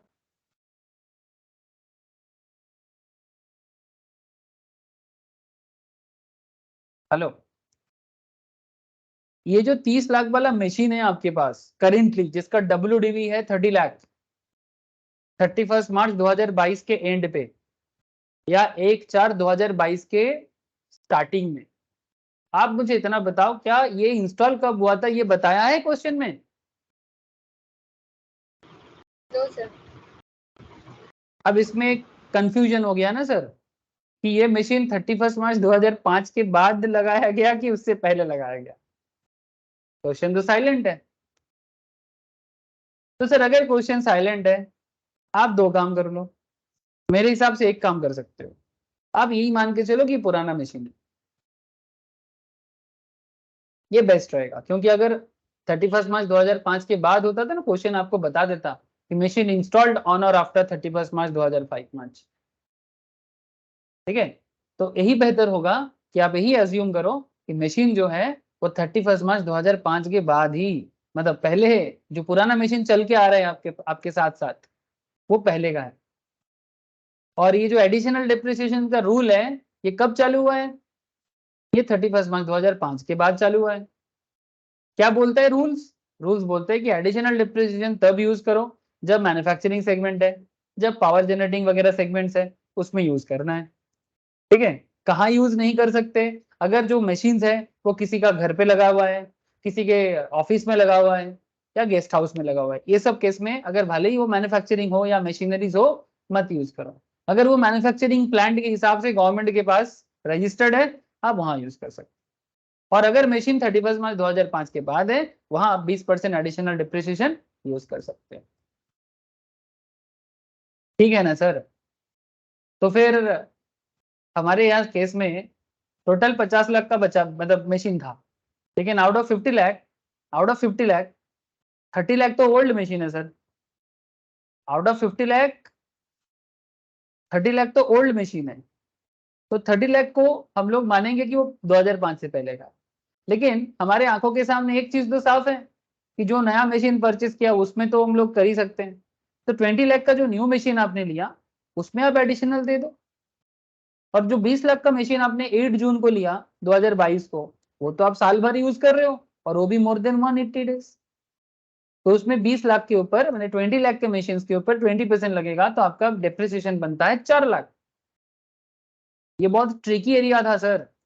ये जो 50 लाख का टोटल मशीन था, उसमें 30 लाख आपका ओल्ड वन है ना, और 20 लाख आपका न्यू वाला। जो न्यू है वो तो अभी अभी लिया आपने 2022 में, जो कि 31 मार्च 2005 के बाद है, और यही रूल का सबसे अहम हिस्सा था। स्टूडेंट गलती क्या कर देते हैं, अगर वो 31 मार्च 2005 वाला प्रोविजंस अगर वो नहीं पढ़ा है कभी, तब तो गड़बड़ हो जाएगा ना हिसाब। जो स्टूडेंट थॉरो नहीं पढ़ता है टैक्स को, वो ऐसा गलती करेगा। वो क्या करेगा, अरे भाई एडिशनल डिप्रिसिएशन लगता है, दो एडिशनल डिप्रिसिएशन, तो 50 लाख में लगा देगा।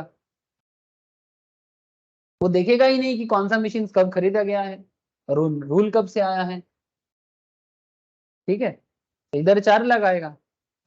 और आपने जो अभी और एक मशीन लिया जो 15 दिसंबर को आपने लिया है ना, 15 दिसंबर 22 को आपने लिया, वो 8 लाख का मशीन, इसमें भी आपका 20% का रेट लगता है ना सर।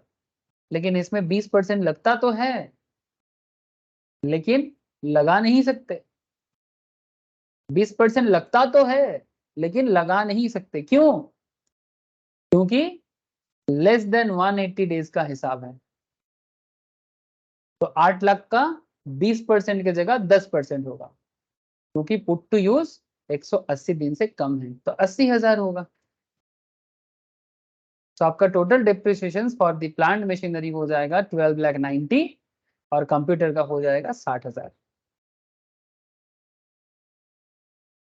ठीक है, समझे कि नहीं? बोलो, ये था जवाब। बाकी वर्किंग साहब छोटा मोटा करो या बड़ा से करो, कोई दिक्कत नहीं है, बट आपको समझ आना चाहिए। और ये पूरा केस इजी था, बट कोई डाउट है क्या? पूछ लो सर।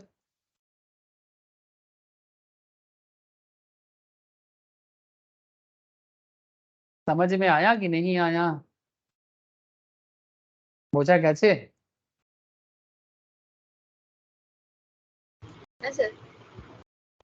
ठीक है, सनम तो हाँ बोला, बाकी लोग भी हाँ बोलेगा कि ना बोलेगा? Ayan, Inki, Yes, sir. Konika, Rahul, Yes, sir. Rishabh, समझ में आया ना सर? ओके, है सर।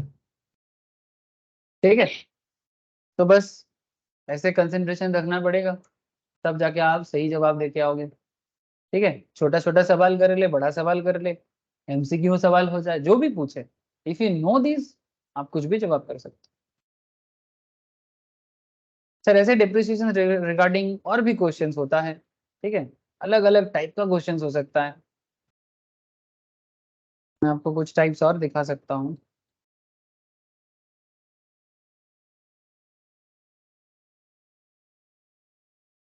तो मुझे ऐसा लगता है कि डिप्रिसिएशन को यूज करने का कॉन्सेप्ट जो है वो समझ में आ गया। और ये डिप्रिसिएशन आपका पीएल में आप चार्ज करोगे, है ना? पीएल में ये हिसाब हो जाएगा कि भाई कितना डिप्रिसिएशन है इनका एज पर अकाउंट्स। अगर इनकम टैक्स ने कुछ अलग से बोल दिया तो ऐसा ऐसे करना है। नॉर्मली क्या होता है सर, मैंने आपको एक क्वेश्चन करवाया था मिस्टर शिवम वाला, मैंने आपको एक क्वेश्चन करवाया था।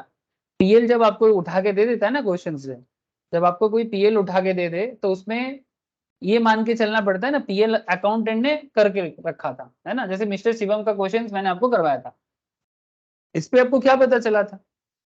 भाई आपको अकाउंट्स में डिप्रिसिएशन बोल के दे दिया, ये जो कुछ भी हुआ है एज पर अकाउंट्स हुआ है, जो आपके कंपनी का अकाउंटेंट ने करके रखा। लेकिन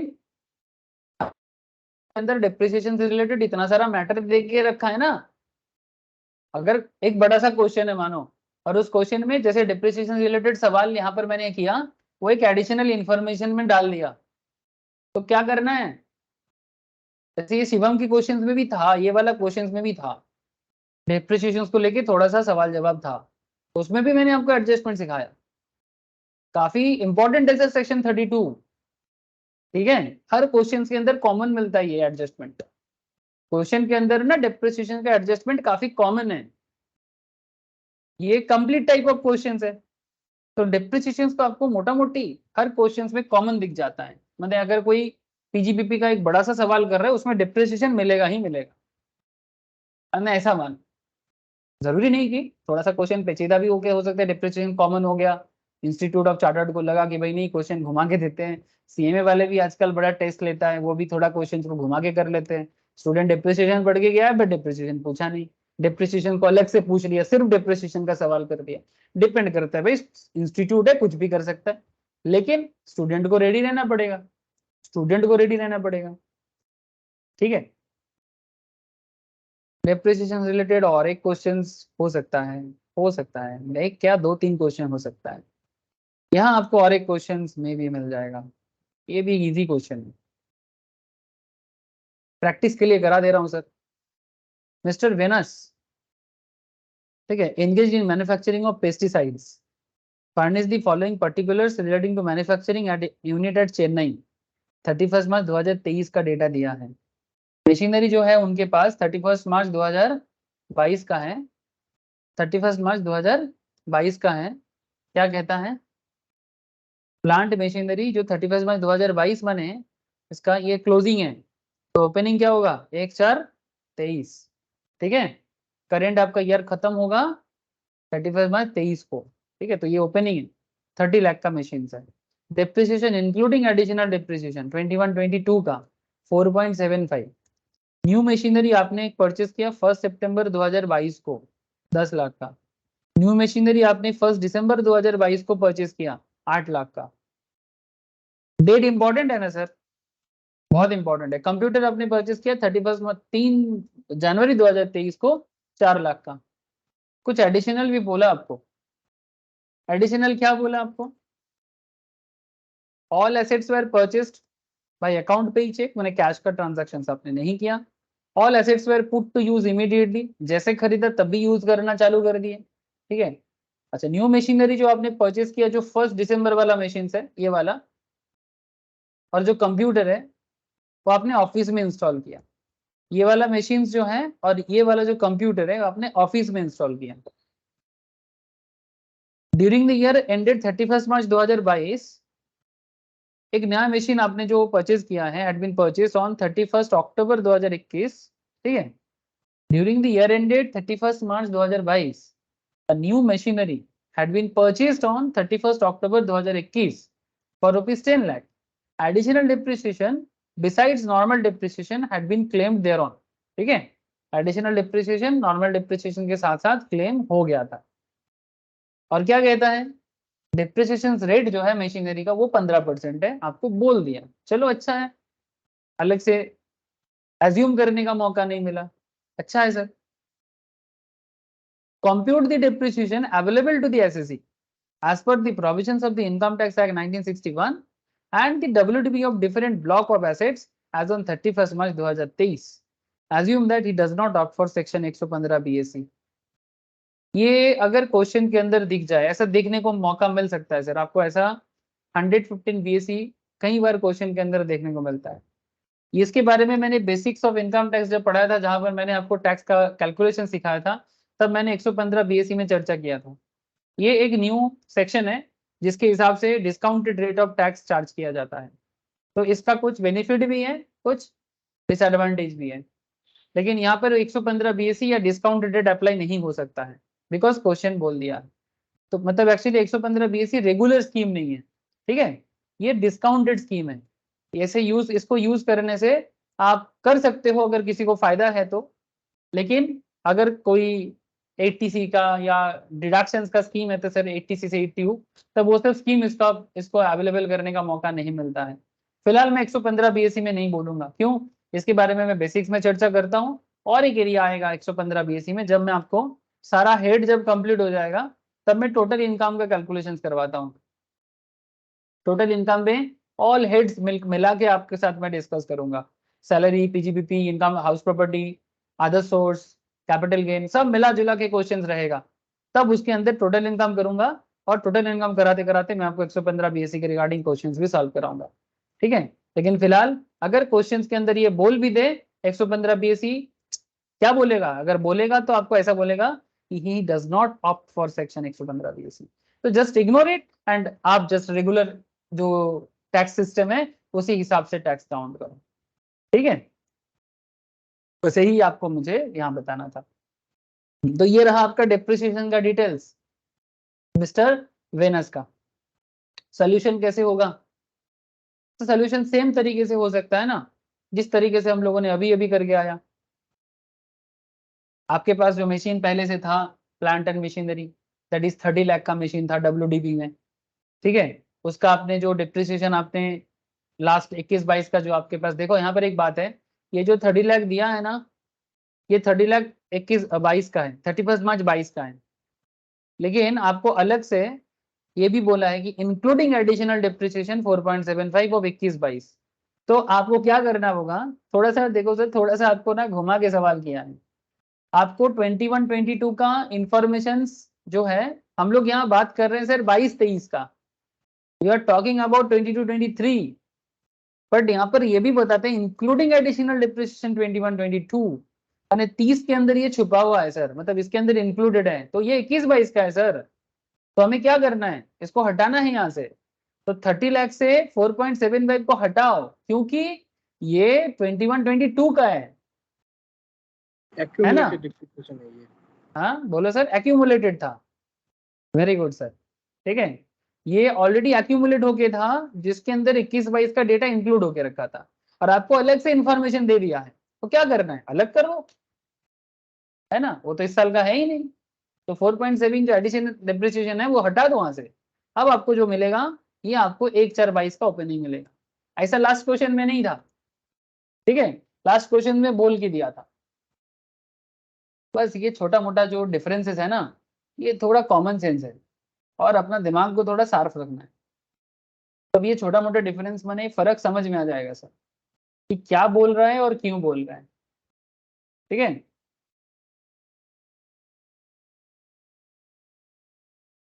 तो आपका करंट जो डिप्रिसिएशन आया सर, दैट इज सॉरी, जो वैल्यूएशन आया दैट इज 25.25, क्योंकि 21-22 का रेट को माइनस करने के बाद। Thank you. अब क्या है सर, अब आपको देखना है सर आपने न्यू मशीन क्या लिया। तो सर जितना मुझे दिख रहा है सर, आपने एक मशीन लिया 1 सितंबर 22 को जो कि 10 लाख का है, आपने एक मशीन लिया 1 दिसंबर 22 को जो कि 8 लाख का है, और आपने कंप्यूटर भी परचेस किया। तो चलो ऐड करते हैं, आपने जो लिया 10 लाख का वो भी ऐड कर दो, आपने जो लिया 8 लाख का वो भी ऐड कर दो, और आपने जो कंप्यूटर परचेस किया वो भी आप 4 लाख का कंप्यूटर साइड में ऐड करो, क्योंकि कंप्यूटर का रेट अलग होता है। तो ब्लॉक को ऐड करने के बाद आपका टोटल वैल्यूएशन आ रहा है 43.25 मशीन्स का, और इधर आपका आ रहा है 4 लाख का। अच्छा, कुछ भी अगर एसेट डिस्ट्रॉय करते हो करेंटली, ठीक है, डिस्ट्रॉय माने सेल कर देना, ठीक है, अगर कोई एसेट का पार्ट अगर आप सेल करते हो, डिस्कार्ड करते हो, डिस्ट्रॉय करते हो ड्यूरिंग द ईयर, तो उसे माइनस करना पड़ता है। ठीक है, बट क्या हम लोग यहाँ पर क्वेश्चंस के अंदर ऐसा कुछ भी देखे सर कि जिसमें ऐसा लगे कि कोई मशीन का पार्ट सेल किया जा रहा है, डिस्कार्ड किया जा रहा है, डिस्ट्रॉय किया जा रहा है, ऐसा कुछ भी देखने को मिल रहा है क्या? ना सर, है ना, ऐसा तो कुछ भी नहीं है। तो फिर क्या करेंगे, तो लेस का वैल्यू को नील कर देंगे, और क्या करेंगे, तो नील कर दिया। और सेकेंड साइड में कंप्यूटर का भी ऐसा कोई सेल का कंडीशन नहीं है, तो बात ये बस सिस्टम फॉलो करना पड़ा। और कई बार क्वेश्चंस में आपको ये मिलेगा सर, ऐसा नहीं कि नहीं मिलेगा, क्वेश्चन में दे सकता है कि आपने सेल भी किया, एसेट में से कुछ भी पार्ट आपने सेल भी किया, तो उसको माइनस करना। तो करेंटली जो हिसाब आया है 31 मार्च 2023 का, वो आ गया 43.25, और कंप्यूटर का आ गया 4 लाख। बढ़िया है, वैल्यू मिल गया सर। अब रेट लगाना है, वैल्यू तो मिल गया, अब रेट लगा दो। और रेट लगाने के टाइम पे ध्यान में रखना है कि 180 दिन का हिसाब वगैरह, है ना, तो एक तरफ प्लांट मशीनरी का हिसाब कर दो, एक तरफ कंप्यूटर का हिसाब कर दो। तो प्लांट मशीनरी में अगर कोई मशीन आपने 180 दिन का यूज किया तो आप 100% डिप्रिसिएशन क्लेम कर सकते हो, और एडिशनल डिप्रिसिएशन भी अगर है तो आप मुझे इतना बता दो सर, आपके पास जो करेंटली जो मशीन्स है, ठीक है, जो पुराना मशीन्स आपके पास था जिसका आपने 25.25 निकाला, उसका 15% कितना हो जाएगा? 3.79। प्लीज चेक करके बताओ ना। 25.25 जो आपके पास पुराना मशीन था, उसका उसके ऊपर अगर आप 15% लगाते हो तो 3.79 आ रहा है कि नहीं आ रहा है? हाँ सर। और आपने एक न्यू मशीन भी लिया है ना सर, आपने एक न्यू मशीन भी लिया, कब लिया न्यू मशीन? हाँ,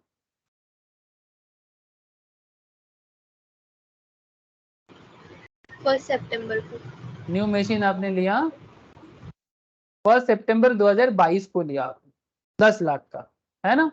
और एक आपने लिया 1 दिसंबर 2022 को भी लिया एक 8 लाख का। ठीक है, फिलहाल आपके पास एक मशीन है जो कि आपने 1 सितंबर को लिया सर। तो आप मुझे इतना बताओ, 1 सितंबर 2022 से 31 मार्च 2023 कितना समय होता है? टाइम फ्रेम देखो, टाइम फ्रेम चेक करो, number of days. 7 month. 7 month हो रहा है ना सर, तो 7 मंथ माने ऐसे ही अगर 30 से एवरेज डे 30 तो होता ही है फेब्रुवरी छोड़ के, तो 30 इंटू अगर आप 7 मंथ करोगे तो भी 210 दिन होता है, अगर एक दिन कम ही कर दो तो, है ना, और एक दिन करके तो ज्यादा रहता ही है, तो 210 से भी ज्यादा हो जाएगा, है ना, बिकॉज एक दिन करके आपको 3-4 महीना मिल जाएगा 31 डेज करके, एक माइनस कर देना फेब्रुवरी के लिए, तो 180 दिन से ज्यादा तो हो ही रहा है, तो आंख बंद करके 180 दिन ज्यादा है। अब वहां पर देखो सर, कॉमन सेंस लगाना। अब पागल की तरह ना ऐसा कोई कोई क्या करता है, मैं आप लोगों को पागल नहीं बोल रहा हूँ, खुद को ही बोल रहा हूँ, अगर कोई मेरे जैसा पागल होगा, ठीक है, तो वो क्या करेगा, हाँ वो ऐसा करेगा। माने देखो, जहां पर आप जल्दी कर सकते हो वहां जल्दी करो, मेरे जैसा पागल ऐसा करेगा, जनवरी, फरवरी, मार्च सब लिखेगा, हाँ। फिर उसके बाद अच्छा जनवरी 31 का है, फरवरी लीप ईयर था कि नहीं, ठीक है, मैंने बैठे बैठे लिख रहे हैं, अरे भाई देखो कितना दिन है और फिर फटाफट हिसाब लगा दो, बिकॉज हमें तो नंबर ऑफ डेज इसलिए चाहिए होता है 180 से ज्यादा है या नहीं। हाँ चेक कर लेना सर अगर किसी में डाउट हुआ तो। जैसे पुराना मशीन में तो प्रॉब्लम नहीं था, वो तो चले आ रहे हैं, लेकिन एक न्यू मशीन आपने लिया, एक नया मशीन आपने लिया जो 1 सितंबर को लिया, तो अगर मन में डाउट है 180 है या नहीं, तो थोड़ा चेक कर लो। 10 लाख का 15%, 1.5 लाख आएगा, इसमें क्या है। तो इधर आपका प्लांट मशीनरी का हो गया सर 5.29। अच्छा मुझे इतना बताओ, इसमें एडिशनल डिप्रिसिएशन आएगा कि नहीं आएगा?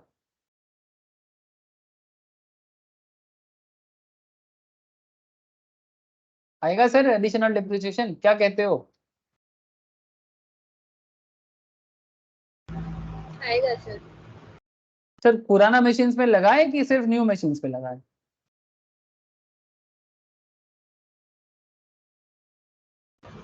दोनों में।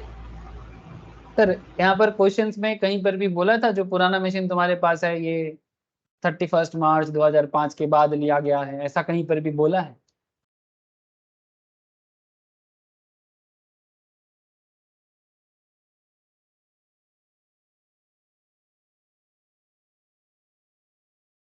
कहीं पे भी ऐसा कुछ कहा है सर?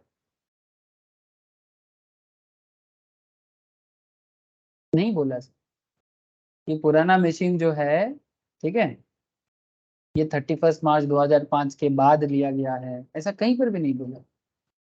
लेकिन हाँ, आपने जो न्यू मशीन 1 सितंबर 2022 को लिया उसका इंफॉर्मेशन आपके पास है, ये तो साफ दिख रहा है कि भाई ये मशीन तो एडिशनल डिप्रिसिएशन के लिए जाएगा। और सबसे बड़ा चीज क्या है, ये मैन्युफैक्चरिंग है सर, ये जो यूनिट है इसका पेस्टिसाइड का मैन्युफैक्चरिंग है, और मैन्युफैक्चरिंग यूनिट पे ही एडिशनल डिप्रिसिएशन लगता है।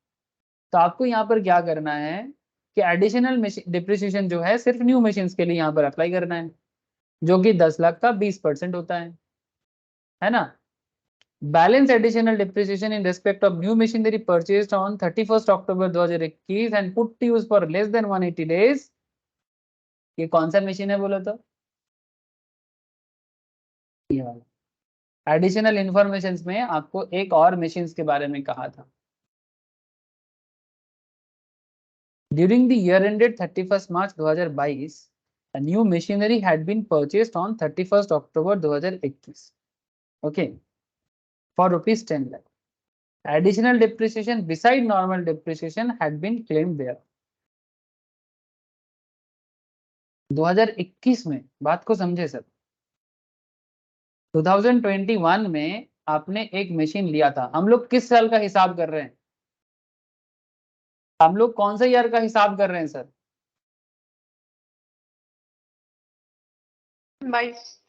22-23 का, है ना, 22-23 का हिसाब कर रहे हैं।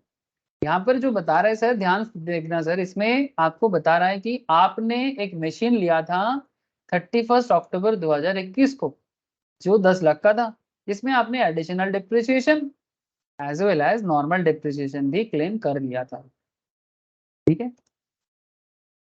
तो अब ये चीज देखना है, जो मशीन आपने 31 अक्टूबर को किया था, 21-22 में क्या ये पूरा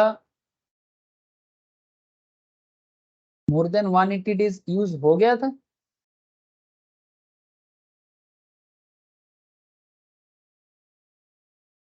हेलो,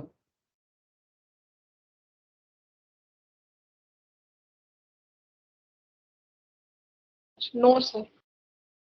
कम हो रहा है कि ज्यादा हो रहा है? कम ना, क्योंकि अगर आप अक्टूबर में देखो, कम हो अक्टूबर रहा खत्म है। हो गया, अक्टूबर खत्म हो गया, नवंबर है आपके पास, दिसंबर है, जनवरी है, फरवरी है और मार्च है।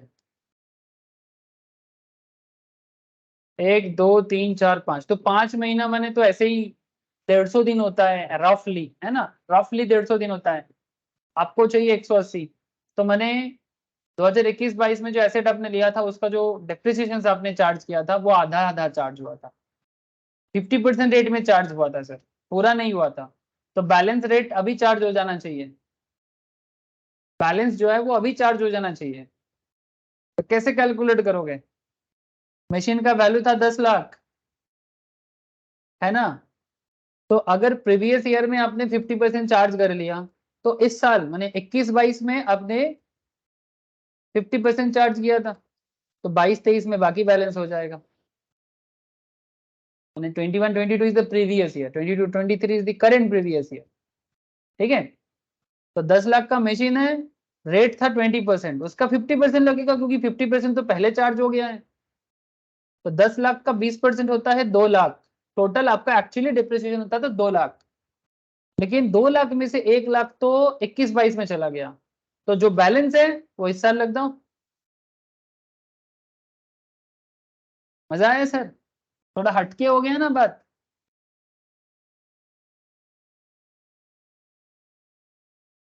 बोलो सर, क्लियर है कि नहीं?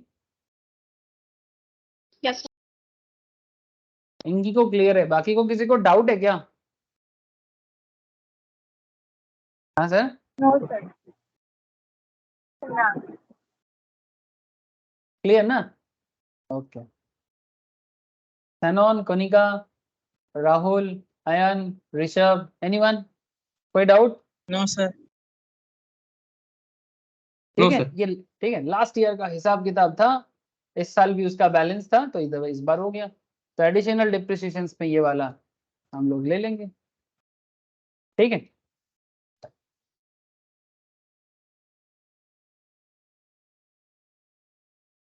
और एक चीज,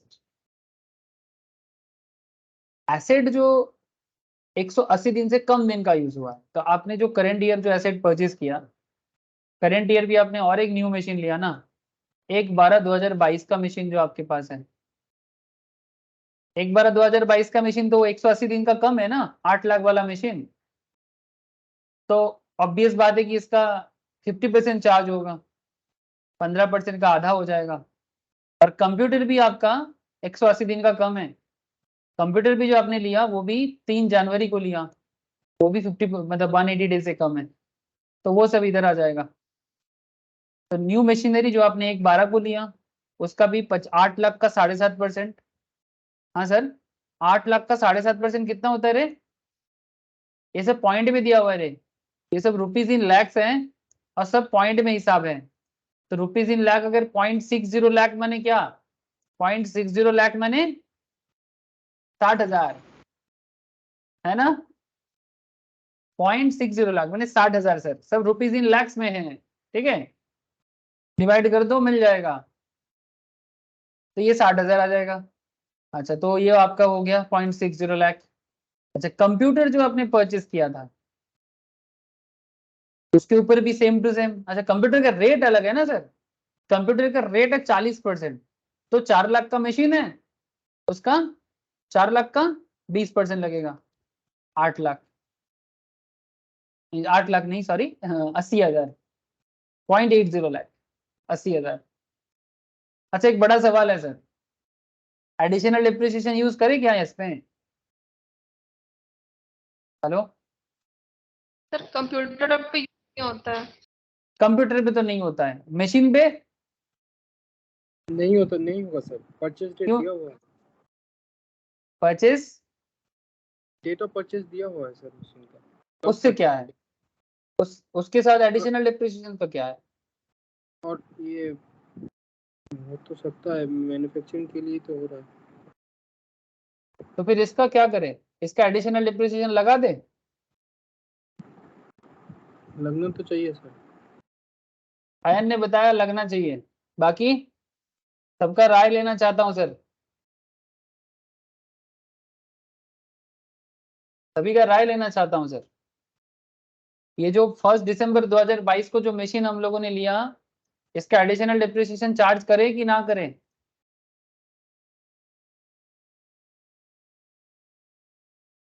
गाना याद आ गया सर, क्या करे या ना करे सर, ये कैसी मुश्किल है। हाँ बोलो, हम-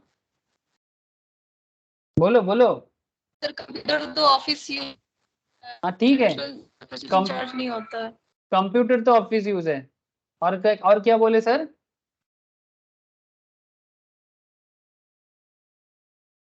कंप्यूटर में तो नहीं कर रहे सर, मशीन पे बता रहा हूँ मैं।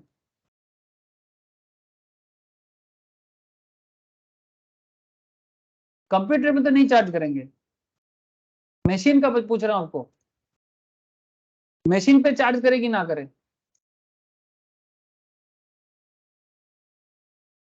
सर नहीं करेंगे। मैन्युफैक्चरिंग रहेगा तब होगा। हाँ वेरी गुड सर। अभी तो कुछ देर पहले यही पॉइंट पे बात हो रहा था कि अगर कोई मशीन, अभी आपसे बात कर रहा था ना मैं, कि अगर कोई मशीन आप मैन्युफैक्चरिंग के लिए यूज करते हो, मैन्युफैक्चरिंग एंटिटी में यूज करते हो तो ठीक है, लेकिन additional depreciation shall not be allowed in respect of related on any machinery inter alia, मैंने connected with that, inter alia का मतलब होता है connected with that any machinery और plant installed in office premises और रेसिडेंशियल अकोमोडेशंस और in guest house. तो ये जो मशीन है ना, जिस मशीन के बारे में हम लोग थोड़ा कंफ्यूज हो गए, पढ़ लो, क्वेश्चन पढ़ लो।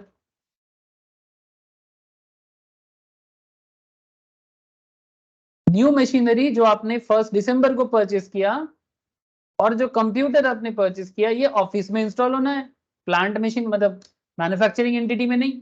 मैंने आपका जहां मैन्युफैक्चरिंग एरिया है ना, जो आपका इंडस्ट्रियल एरिया है, वहां पर आप नहीं कर रहे हो सर, अपने ऑफिस में कर रहे हो, फैक्ट्री में नहीं लगा रहे हो, सिंपल बात है, फैक्ट्री में नहीं लगा रहे हो सर, मशीन जो है अपने ऑफिस में लगा रहे हो। तो ऑफिस में लगाने से एडिशनल डिप्रिसिएशन अलाउड नहीं है, नॉर्मल बात है ना। ऑफिस में कोई ऐसा मशीन तो नहीं लगेगा जो आग में जलेगा, हाँ, तो फिर ऑफिस जल जाएगा। ऐसा मशीन होगा जो मोटा मोटी नॉर्मल स्पेस में भी काम किया जा सकता है, यानी बहुत ज्यादा क्या, थोड़ा सा भी आग का यूज नॉर्मली नहीं होता है ना। हो सकता है कोई ऐसा मशीन जो बेसिक इलेक्ट्रिक कंजम्पशन पे चल जाता है। क्लियर? Yes sir. ठीक है, तो बेसिकली क्वेश्चन टफ होता है कि पढ़ाई कम हो जाता है, क्या कहते हो? क्वेश्चन टफ होता है कि पढ़ाई कम हो जाता है? सर पढ़ाई कम हो जाता है। That is the point sir, question tough नहीं होता है सर, पढ़ाई कम हो जाता है। पढ़ाई कम हो जाएगा तो ये प्रॉब्लम आता है ना। इस चीज का ध्यान रखें सर, जिंदगी में हम लोग हमेशा क्वेश्चन को दोष देते हैं, एक चीज भूल जाते हैं, जब एक उंगली इस तरफ करो तो 2 उंगली तुम्हारी तरफ भी है। जब हम लोग किसी पे उंगली उठाते हैं ना ऐसा करके, हाँ तुम्हारा गलती है, तुम्हारे लिए ऐसा हुआ, क्वेश्चन को बोल रहे हो तुम टफ हो इसलिए नहीं हुआ। 3 उंगली देखो, थ्री थ्री फिंगर्स जो आपको आपके तरफ इशारा कर रहे हैं कि तुम अपने को बोलो तुम्हारा गलती है कि नहीं है। मैं भी कर लेता हूँ सर, ऐसा बात नहीं है, इंसान करते हैं, पर अपने गलती से सीखना चाहिए, न कि अपने गलती को जबरदस्ती किसी और पे थोपना चाहिए। गलती करता है इंसान, करता है गलती, ठीक है, लेकिन गलती करके अगर फिर भी कोई गलती को ना माने ना, ढीठ बंदा होता है, ढीठ ढीठ बंदे को बहुत मुश्किल का सामना करना पड़ता है। प्रॉब्लम नहीं है, आज नहीं तो कल सीखेगा, बट पहले मानो अपना गलती। कोई कोई बोलते हैं नहीं हम नहीं मानेंगे, मेरे गलती नहीं है। तुम जब तक अपना गलती नहीं मानोगे तब तक तुम आगे नहीं बढ़ सकते, लिख के रख लो सर। सर किसके पास जाके गलती मानेंगे? सर किसी के पास नहीं जाना है, अपने साथ बात करो, भगवान हमारे शरीर के अंदर ही होता है सर। बचपन में ऐसे तो सर हम लोग अपने इंडियन समाज में जो सिस्टम है, थोड़ा अलग बात कर रहा हूँ 2 मिनट। भारतीय रीति नीति क्या कहते हैं सर, स्पेशली जो हिंदुस्तान या हिंदू, मैं धार्मिक बात नहीं कर रहा हूँ, कोई ऐसा ना समझना कि रिलीजन का बात कर रहा, रिलीजन नहीं सर, जो जो लिविंग कॉन्सेप्ट है हिंदुस्तान का या भारत का, इसमें ये कहा जाता है कि हर एक इंसान के अंदर भगवान का वास होता है, ठीक है। तो बचपन में कभी समझ में नहीं आता था इंसान पे भगवान कहाँ है, जो चोरी कर रहा है, जो किसी को गुंडागर्दी कर रहा है, खून कर रहा है, वो खराब काम कर रहा है, अगर भगवान का वास होता तो वो ऐसा ना करता।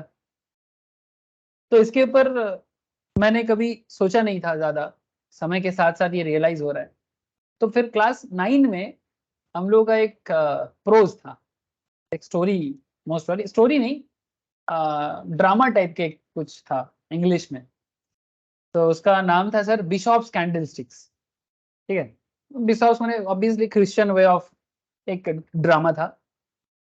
उसमें एक बिशॉप थे जो बहुत ही नेक बंदे थे। तो ऑब्वियसली बिशॉप होगा तो नेक ही होगा ना सर, नेक माने समझते हो ना एकदम, जैसे हम नॉर्मली एक ब्राह्मण जैसे होते हैं। ब्राह्मण का मतलब होता है top to bottom highly knowledgeable honest इंसान जो समाज को शिक्षा देते हैं। तो उसके घर में कोई चोरी करने आया था, तो चोर को खाना खिलाया बिशॉप ने, उसको कपड़ा दिया, तो चोर थोड़ा सा चिंता में पड़ गया, अभी मैं चोरी करने आया, उल्टा मेरे को ही खाना खिला रहा है, पैसा भी दे रहा है, कपड़ा भी दे रहा है, और फिर उसको बोला आगे से चोरी मत करना। तो चोर जो है ना वो बड़ा चिंता में पड़ गया कि मैं चोरी करने आया, मेरे को कहा पुलिस में देना चाहिए, ये तो उल्टा मेरे को सारा चीज ऐसे ही दे दिया। तो बिशप का जो बहन थे वो बिशप पे चिल्ला रहे कि सारा दिन बस लोगों पे ये करते रहते, दान दक्षिणा देते रहते, सबको सब दे दे रहे, घर का कुछ नहीं है। तो बिशप ने अपने सिस्टर को समझा रहे हैं कि डोंट फॉरगेट, ऐसा एक लाइन था, मुझे लाइन हमेशा याद रहते हैं कि ऑलवेज रिमेम्बर माई सन। ठीक है, ये लाइन ऐसा था ड्रामा में कि always remember my son, this poor body, मैंने इंसान बॉडी को बता रहे हैं कि this poor body is the temple of living God. ठीक है, तो जब मैं ये लाइन ड्रामा में पढ़ रहा था या मेरा टीचर मेरे को पढ़ा रहा था, तो मेरे को रियलाइज हो रहा था कि सेम एक कॉन्सेप्ट स्वामी विवेकानंद अपने एक बहुत फेमस, एक उनका भी एक डायलॉग है, मैंने उनका एक उपदेश एडवाइस है, तो उसमें वो बता रहे कि বহু রূপে সম্মুখে তোমা ছাড়ি কোথা খুঁজিছ ঈশ্বর, जीवे प्रेम करे যেই জন সেই জন সেবিছে ঈশ্বর। मैंने जो अपने आप को छोड़ के अगर इंसान खुद को भगवान मान ले तो मुश्किल हो जाएगा ना। तो खुद को भगवान नहीं मानना है। अपने आप को छोड़ के तुम्हारे सामने जितना भी प्राणी है, ठीक है, चाहे वो इंसान हो, जंतु जानवर हो, जो भी हो, अलग अलग रूप में हो सकता है, अगर तुम उसको प्रेम करते हो ना तो वही भगवान का सेवा है। ठीक है, तो एक ही बात हुआ ना, four body is the temple of living God. ठीक है, तो इसीलिए हर किसी को अपना भगवान मानना चाहिए, और इसीलिए विवेकानंद का भी वो सीख जो एक्चुअली भारत का बहुत फेमस कॉन्सेप्ट है, तो यही बात है सर। ठीक है, इंसान को हमेशा ऐसा सोच रखना चाहिए, तो क्या होगा ना, ये सब कत्लेआम कम हो जाएगा। छोड़ो सर, प्रवचन सुनने थोड़ी आए हो आप लोग। सर ऐसे तो मुझे ड्रामा याद आ गया था, और वो ड्रामा का वो line, always remember my son, this poor body is the temple of living God, that's a very interesting line. मैं उसको हमेशा याद रखता हूँ सर, कब पढ़ा था क्लास 8 में या 9 में, बट याद है सर कि चोर चोरी करने आया, बट चोर को और चोरी करने के लिए बोल रहे हैं कि सब दे दो उसको। आप लोग पढ़े हो ऐसा कहानी कभी? पढ़े होंगे शायद, 9 में तुम भी हाँ पढ़े हो सर। सर? अरे वाह, अच्छा है, तब तो मजा आ गया, तब तो मजा आ गया। चलो ठीक है। अच्छा, डिप्रिसिएशन का आइडिया तो हो गया होगा? हाँ सर, बोलो। अच्छा, आपको मैं स्टडी नोट्स जिनके पास है ठीक है, जिनके पास नहीं है वो मेरे से नोट ले लेना, और आपको इसके अंदर ना और भी डिप्रिसिएशन रिलेटेड क्वेश्चंस मिल जाएगा सर। ठीक है, मैं बस इतना सा आप लोगों को बोलूंगा कि आप लोग ना ट्राई करना, जैसे ये वाला एक क्वेश्चन है मिस्टर अभिमन्यु का, ये होमवर्क रहेगा सर, नोट कलेक्ट कर लेना और ट्राई करना घर पे। ठीक है, अच्छा क्वेश्चन है, अभिमन्यु का क्वेश्चन बहुत अच्छा क्वेश्चन है, मस्ट ट्राई क्वेश्चन है, एक बार जरूर देखना सर। ठीक है, ये एक अच्छा क्वेश्चन है डिप्रिसिएशन का, और इलस्ट्रेशन मतलब एग्जाम्पल्स के अंदर भी ना आपको कुछ मिलेगा। ठीक है, जो भी डिप्रिसिएशन रिलेटेड क्वेश्चंस मिले, क्या करना है, कर डालना। ठीक है, कर डालना है सर, मैंने उसको प्रैक्टिस करके रखना है, बस इतना सा बोलूंगा। ओके सर, तब तो हम लोग सर कहाँ आगे आगे बढ़ते चले गए, तो आप समझ में आ रहा होगा आप लोगों को कि टैक्स को पढ़ने का सिस्टम क्या है। सेक्शन पकड़ो और सेक्शन रिलेटेड प्रोविजंस को जानो, और फिर उस रिगार्डिंग क्वेश्चंस को कर लो। ठीक है, एग्जांपल्स कर लो, क्वेश्चंस कर लो, इलस्ट्रेशंस कर लो, जो नाम, इस तरह से टैक्स को रेडी करना है सर। टैक्स को रेडी करने का और कोई तरीका नहीं है, there is no shortcut, shortcut तो बिल्कुल नहीं है। ठीक है सर, आप तो बोल देते हो, बट हम लोग जब करने बैठते हैं ना तो समझ में ही नहीं आता है क्या करें, कहाँ से शुरू करें। मेरा कुछ दोस्त था सर बचपन में, मैंने ड्यूरिंग प्रोफेशनल एजुकेशन सीए वगैरह जब करते थे, तो वो लोग ना टैक्स पढ़ने के टाइम पे मुझे याद कर लेता था कि भाई आज टैक्स पढ़ेंगे। तो एक्चुअली वो लोगों को समझ में नहीं आता था। जैसे मेरा भी ऐसा नहीं कि मेरे को सारा सब्जेक्ट स्ट्रांग लगता था, जैसे मुझे अकाउंट में थोड़ा दिक्कत होता था, तो मुझे बोलता था भाई टैक्स कैसे कहाँ से शुरू करें, समझ में ही नहीं आता था शुरू कहाँ से करें। तो मैं बस इसीलिए आप लोगों को बता रहा हूँ कि टैक्स पढ़ने का एक तरीका होता है। आपको अगर तरीका समझ में आ जाए तो आप टैक्स खुद भी पढ़ सकते हो। ओके ओके टोके।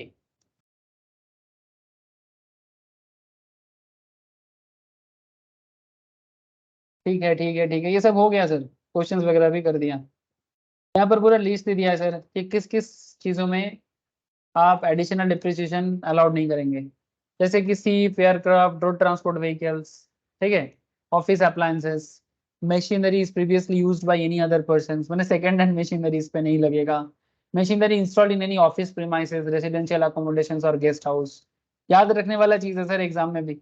Machinery in respect of which the whole of the actual cost is fully allowed as deductions, whether by way of depreciations or otherwise, or any one previous year. Machinery in respect of which the whole of the actual cost is fully allowed as deductions. मतलब अगर किसी machines का cost को ही completely आपने deductions कर दिए, माने मानो 2 लाख का मशीन्स है और पूरा का पूरा 2 लाख ही डिडक्शंस पे अलाउ हो गया, ठीक है, whether by way of depreciation और अदरवाइज। अगर गवर्नमेंट ने बोला कि भाई ये कंप्लीटली इसको आप एग्जाम्प्ट कर दो, माने डिप्रिसिएशन लगा दो इसका, ठीक है, अगर गवर्नमेंट ने ऐसे कुछ किया किसी भी प्रीवियस ईयर में, in any one previous year, तो अगर मशीन्स का टोटल कॉस्ट को ही आपने अलाउ कर दिया कॉस्ट के लिए, मतलब पीएल में डेबिट करने का अलाउ कर दिया, हाँ, तो फिर उसका डिप्रिसिएशन का क्या करे। जब 2 लाख का मशीन टोटल में 2 लाख माइनस हो जाता है पीएल में, तो फिर उसका और क्या डिप्रिसिएशन करे। मैंने कोई बोलेगा नहीं मुझे 2 लाख का मशीन का वैल्यू भी पीएल में डेबिट करवाना है, ठीक है, पीएल में टू मशीनरी परचेज बोल के 2 लाख भी दिखाना है और मशीनरी का डिप्रिसिएशन भी 10% है तो उसका भी 20,000 दिखाना है। मजाक चल रहा है क्या। मशीन कंप्लीटली डेबिट हो गया, उसका उसका डिप्रिसिएशन क्या करेगा यहाँ पर। I hope you understand sir. बात समझ में आया कि नहीं आया। जब मशीन का कॉस्ट ही नहीं है तो उसका डिप्रिसिएशन कहां से आएगा।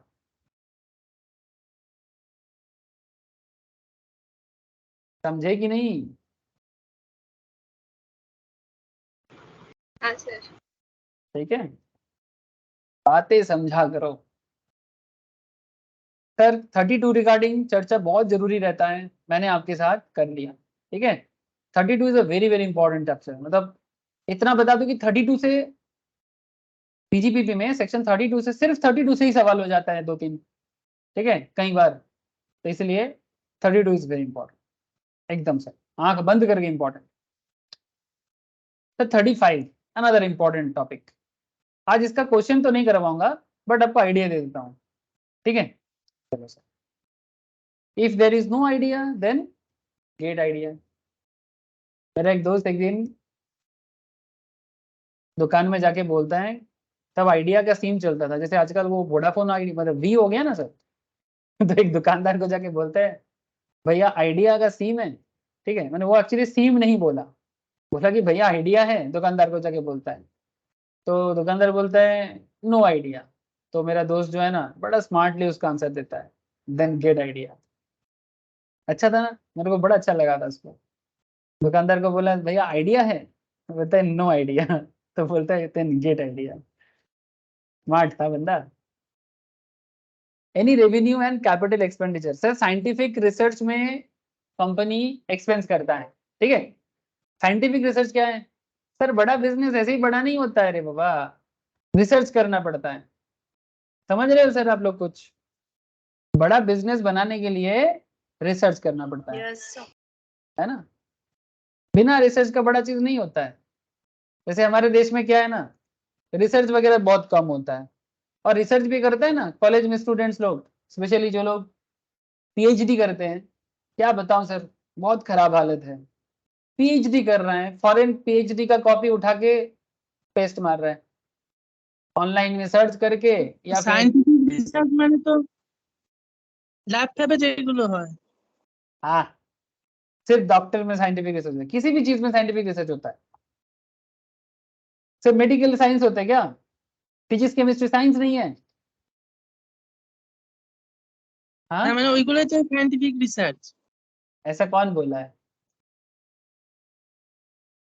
ऐसा कहाँ लिखा गया है कि साइंटिफिक रिसर्च मैंने ओनली दैट? ऐसा तो कहीं भी लिखा আচ্ছা नहीं है তাহলে सर। আপনি কি মানে ওইটা বলতে চাচ্ছেন যে commerce is also arts and science, ওই যে ওই প্যারাটা? नहीं, मैं वो नहीं बोल रहा हूँ, मैं ये बोल रहा हूँ कि हर एक बिजनेस को, अपना बिजनेस को करने से पहले रिसर्च में, जिसको अच्छा चलो आपको साइंटिफिक बात अगर समझ में नहीं आ रहा है, किसी भी बिजनेस को स्टार्ट करने से पहले उसका एक इनोवेशन होते हैं, उसका एक रिसर्च होता है, ठीक है, जिसे साइंटिफिक रिसर्च भी कहा जाता है, ठीक है। जैसे चलो मैं आपको थोड़ा प्रोविजन बताता हूँ। Any revenue and capital expense other than cost of acquisition of land, मैंने देखो बिजनेस करना है तो जमीन वगैरह चाहिए होता है ना, बट उसको नहीं, मतलब लैंड परचेस करने को नहीं कहा। On scientific research for in house research related to his business is allowable as deduction. In house research यानी आप बिजनेस स्टार्ट करने से पहले, उस पर्टिकुलर एसेट्स को डेवलप करने से पहले, जैसे चलो इसमें एक अच्छा बात कहा कि मेडिकल का बात कहा, तो मेडिकल में जैसे रिसर्च होते हैं, कोई पर्टिकुलर प्रोडक्ट डेवलप कर रहे हो आप, तो उसमें भी रिसर्च हो सकता है ना। कोई पर्टिकुलर प्रोडक्ट डेवलप कर रहे हो, चाहे वो मेडिकल रिलेटेड प्रोडक्ट हो, फार्मास्यूटिकल्स का प्रोडक्ट हो, या मेडिकल इक्विपमेंट्स हो, या फिर एनी काइंड ऑफ थिंग, कुछ भी हो सकता है। तो जो भी आप कोई रिसर्च करते हो, तो वो रिसर्च के ऊपर बात बेसिकली यहाँ पर कहा जाए। आपको अगर मैं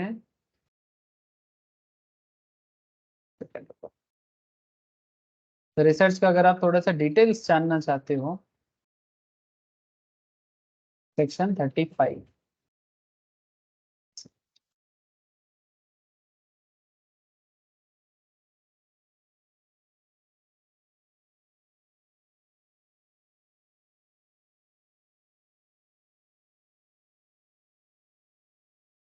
assets subsidy grant,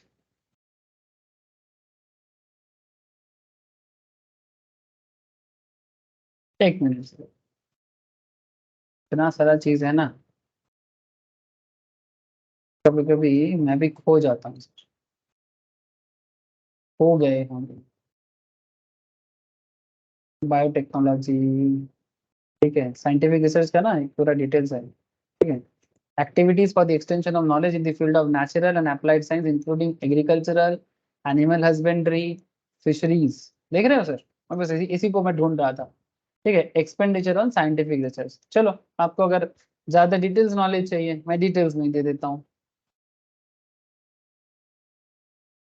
अगर आप बिजनेस स्टार्ट करते हो तो आपको एक डिटेल्स रिसर्च करना पड़ सकता है, ठीक है, related to the business of the asset. तो यहाँ पर साइंटिफिक रिसर्च जो है वो किस चीज को, कौन से फील्ड में, activities for the extension of knowledge in the fields of natural and applied science, including agriculture, animal husbandry, या फिर फिशरीज, ठीक है, जो सेक्शन 43 सबसेक्शन 4 क्लॉज 1 के अंदर भी बोला गया है। अब बात है सर साइंटिफिक रिसर्च में क्या खर्चा हो सकता है, जो भी खर्चा हो। Expenditure incurred on scientific research would include all expenditure incurred for the prosecutions or the provisions of facilities for the prosecutions of scientific research, but does not include any expenditure incurred on acquisitions of writing the, माने right लेने का अगर कोई खर्चा है तो उसको नहीं ले सकते। कहना क्या चाहता है सर, आप रिसर्च कर रहे हो तो रिसर्च के पीछे खर्चा करो। जैसे रिसर्च का मैं एक छोटा सा एग्जांपल देता हूँ आपको थोड़ा सुविधा होगा। जैसे KFC एग्जांपल ले रहा हूँ, KFC इंडिया में अपना ब्रांड को डेवलप करने से पहले, इंडिया में वो पहले रिसर्च किया कि भाई इंडिया में ये प्रोडक्ट चल सकता है कि नहीं चल सकता है, ठीक है, सर्वे किया रिसर्च के लिए। या फिर आपको इसको और भी बेहतर एग्जांपल, जैसे गूगल, ठीक है, ये रातों रात गूगल नहीं बना है ना, तो पहले ना इसका नॉर्मल पेजेस हुआ करता था, ये पहले फिजिकली इस चीज को डेवलप किया, उसके बाद धीरे धीरे उसको ग्रोथ किया। अब चाहो तो गूगल का पूरा स्टोरी ढूंढ सकते हो, आपको मिलेगा, ठीक है। तो कैसे गूगल बना, तो कैसे वो रिसर्च किया, किस तरह से फिर उसको प्रैक्टिकल लाइफ में सोचा, फिर जाके बिजनेस को बनाया, ठीक है। रातों रात बिजनेस नहीं बन गया सर। फेसबुक का भी आप देख सकते हो, फेसबुक तो पहले हार्वर्ड में हुआ करता था। फेसबुक का एक्चुअली जो जनरेशन मतलब और मतलब जो जनरेटिंग एरिया है जहां से फेसबुक बना है, वो पहले हार्वर्ड कनेक्ट हुआ करता था। हार्वर्ड यूनिवर्सिटी का सोशल एक साइट था जिसको हार्वर्ड कनेक्ट बोला जाता था, जो सीनियर स्टूडेंट्स लोगों ने बनाया था। जुकेरबर्ग जब हार्वर्ड में एडमिशन लिया तब उसने हार्वर्ड कनेक्ट को और डेवलप किया, और फिर जाके उसने हार्वर्ड कनेक्ट को दुनिया के सामने रखना चाहा। तब ट्विटर का जो सीईओ था on that time most probably, उसने बोला कि maybe Jack Dorsey maybe, थोड़ा सा भूल हो सकता है, उसने बोला कि ठीक है ये इसको सोशल साइट को हम लोग दुनिया भर में फैलाएंगे, जो बाद में फेसबुक बनाया सर। तो आप समझ रहे हो कि बिजनेस स्टार्ट करने से पहले एक रिसर्च होता है, ठीक है। तो यहाँ पर उसी तरह का रिसर्च के बारे में ही बात हो रहा है कि साइंटिफिक रिसर्च एक्सपेंडिचर्स। लेकिन इसमें क्या होता है ना सर, बिजनेसमैन को ना टैक्स बचाने के लिए वो कुछ भी करेगा, वो किसी को भी साइंटिफिक रिसर्च बोल देगा, हाँ भाई ये मेरा साइंटिफिक रिसर्च खर्चा है, इसको मैं डेबिट करूंगा, ऐसा नहीं है। तो इसलिए डिटेल्स में बताता है sir, expenditure incurred on scientific research would include all expense incurred for the prosecutions of the provisions of facilities for the prosecutions of scientific research, but does not include any expense incurred in the acquisitions of right। माने कोई right purchase करना, माने किसी को कोई knowledge है, ठीक है, आप वो उसका जो नॉलेज है उस राइट को आप परचेस कर रहे हो, साइंटिफिक रिसर्च का नॉलेज का राइट को परचेस कर रहे हो। तो भाई किसी को कोई नॉलेज है किसी चीज में रिसर्च करने का, उसका राइट आप ले रहे हो, तो वो राइट परचेस करने को रिसर्च का खर्चा नहीं माना जाए। हो सकता है कि राइट परचेस करने में ही आपका 10 लाख का खर्चा हो गया मे बी, ठीक है, तो वो राइट परचेस करने का खर्चा को साइंटिफिक रिसर्च का खर्चा नहीं माना जाएगा। एक्चुअल में जो रिसर्च का खर्चा है उसी को रिसर्च में आप काउंट करोगे। अब इसका क्या फायदा है मैं आपको आगे बताता हूँ। माने खर्चा आप डेबिट कर सकते हो, गवर्नमेंट उसको अलाउ करेगा, ठीक है। हम लोग क्या पार्ट पढ़ रहे हैं भूलना नहीं सर, हम लोग एक चीज पढ़ रहे हैं अभी, जिस चीज का स्टार्टिंग हमने किया था सेक्शन 30 से। सेक्शन 30 हमें बेसिकली एडमिसिबल डिडक्शंस के बारे में बात करना चालू किया था। तो एडमिसिबल डिडक्शंस में 30 था, 31 था, 32 था, अब 35 में आ गए, ठीक है। माने जो खर्चा गवर्नमेंट हमें अलाउ करता है पीएल में, उसमें से एक खर्चा है बिजनेस के लिए scientific research. Scientific research related to business और एक क्लास ऑफ बिजनेस, ठीक है, रिलेटेड टू बिजनेस और एक क्लास ऑफ बिजनेस क्या बताता है, scientific research related to business और एक class of business, any scientific research which may lead to or facilitate an extension of that business, जो बिजनेस को आगे बढ़ाने में हेल्प करेगा, और all the business of that class as the case में भी, उसे हम लोग रिलेटेड खर्चा मान सकते हैं, ठीक है। Any scientific research of A medical nature, ठीक है, अब मेडिकल को अलग से बोला है, any scientific research of a medical nature which has a special relation to the welfare of the worker employed in that business or all the business of that class as the case may be, ठीक है। आगे आप और देखो sir कि किस किस sections में नॉर्मली अलाउ करता है, the deductions allowable under this section, यानी ये साइंटिफिक रिसर्च का जो सेक्शन है इसमें क्या क्या है।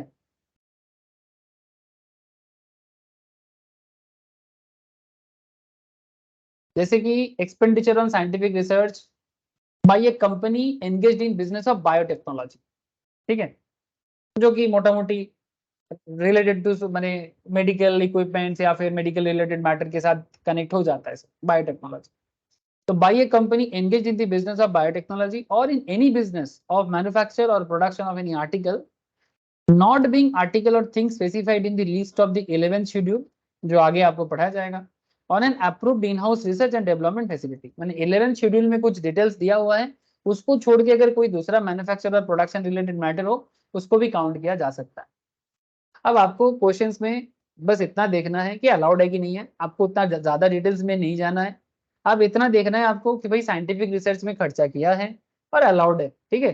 तो 100% of the expenditure incurred other than expenditure on being land on building, जितना साइंटिफिक रिसर्च में खर्चा किया जाएगा पूरा का पूरा खर्चा अलाउ कर सकता है। लेकिन अगर आप वो खर्चा लैंड बिल्डिंग परचेस करने में लगा दिए, ठीक है, क्योंकि रिसर्च करने के लिए भी एक जगह का जरूरत होता है, लैंड बिल्डिंग परचेस का खर्चा को साइंटिफिक के अंदर इंक्लूड नहीं किया जाएगा। भले ही आप साइंटिफिक रिसर्च के लिए लैंड परचेस किए थे लेकिन फिर भी नहीं, ठीक है।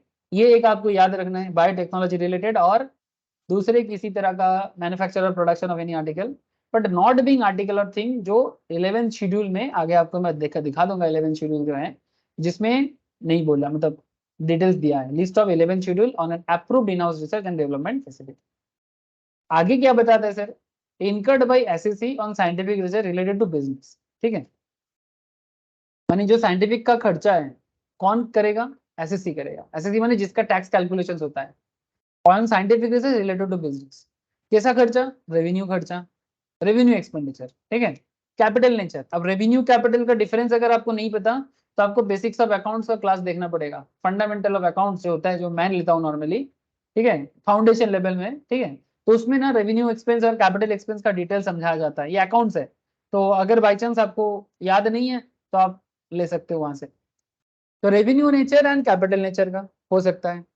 100% of the expenditure incurred other than expenditure on land, बार बार बोल रहे हैं। Approved Indian company for scientific research. अच्छा, सवाल ये उठता है, अब यहाँ पर और एक चीज है, तो यहाँ पर क्या क्या पॉइंट है। अगर बायोटेक्नोलॉजी रिलेटेड है तो उस पर 100% एक्सपेंडिचर, दूसरे बिजनेस भी हो सकता है अगर 11 शेड्यूल में लिस्ट में नहीं है तो। सेकेंड पॉइंट, कौन खर्चा करेगा? एसएससी अगर खर्चा करेगा, एसएससी माने जो बिजनेसमैन है जिसका कैलकुलेशंस कर रहे हो आप, ठीक है, वो भी अगर साइंटिफिक रिसर्च में खर्चा करता है, रेवेन्यू एक्सपेंस हो, कैपिटल एक्सपेंस हो, लैंड छोड़ के बाकी किसी भी चीज में खर्चा करे साइंटिफिक रिसर्च रिलेटेड, 100% अप्रूवल मिलेगा। ठीक है, इस बात का ध्यान रखना है एसएससी करे तो।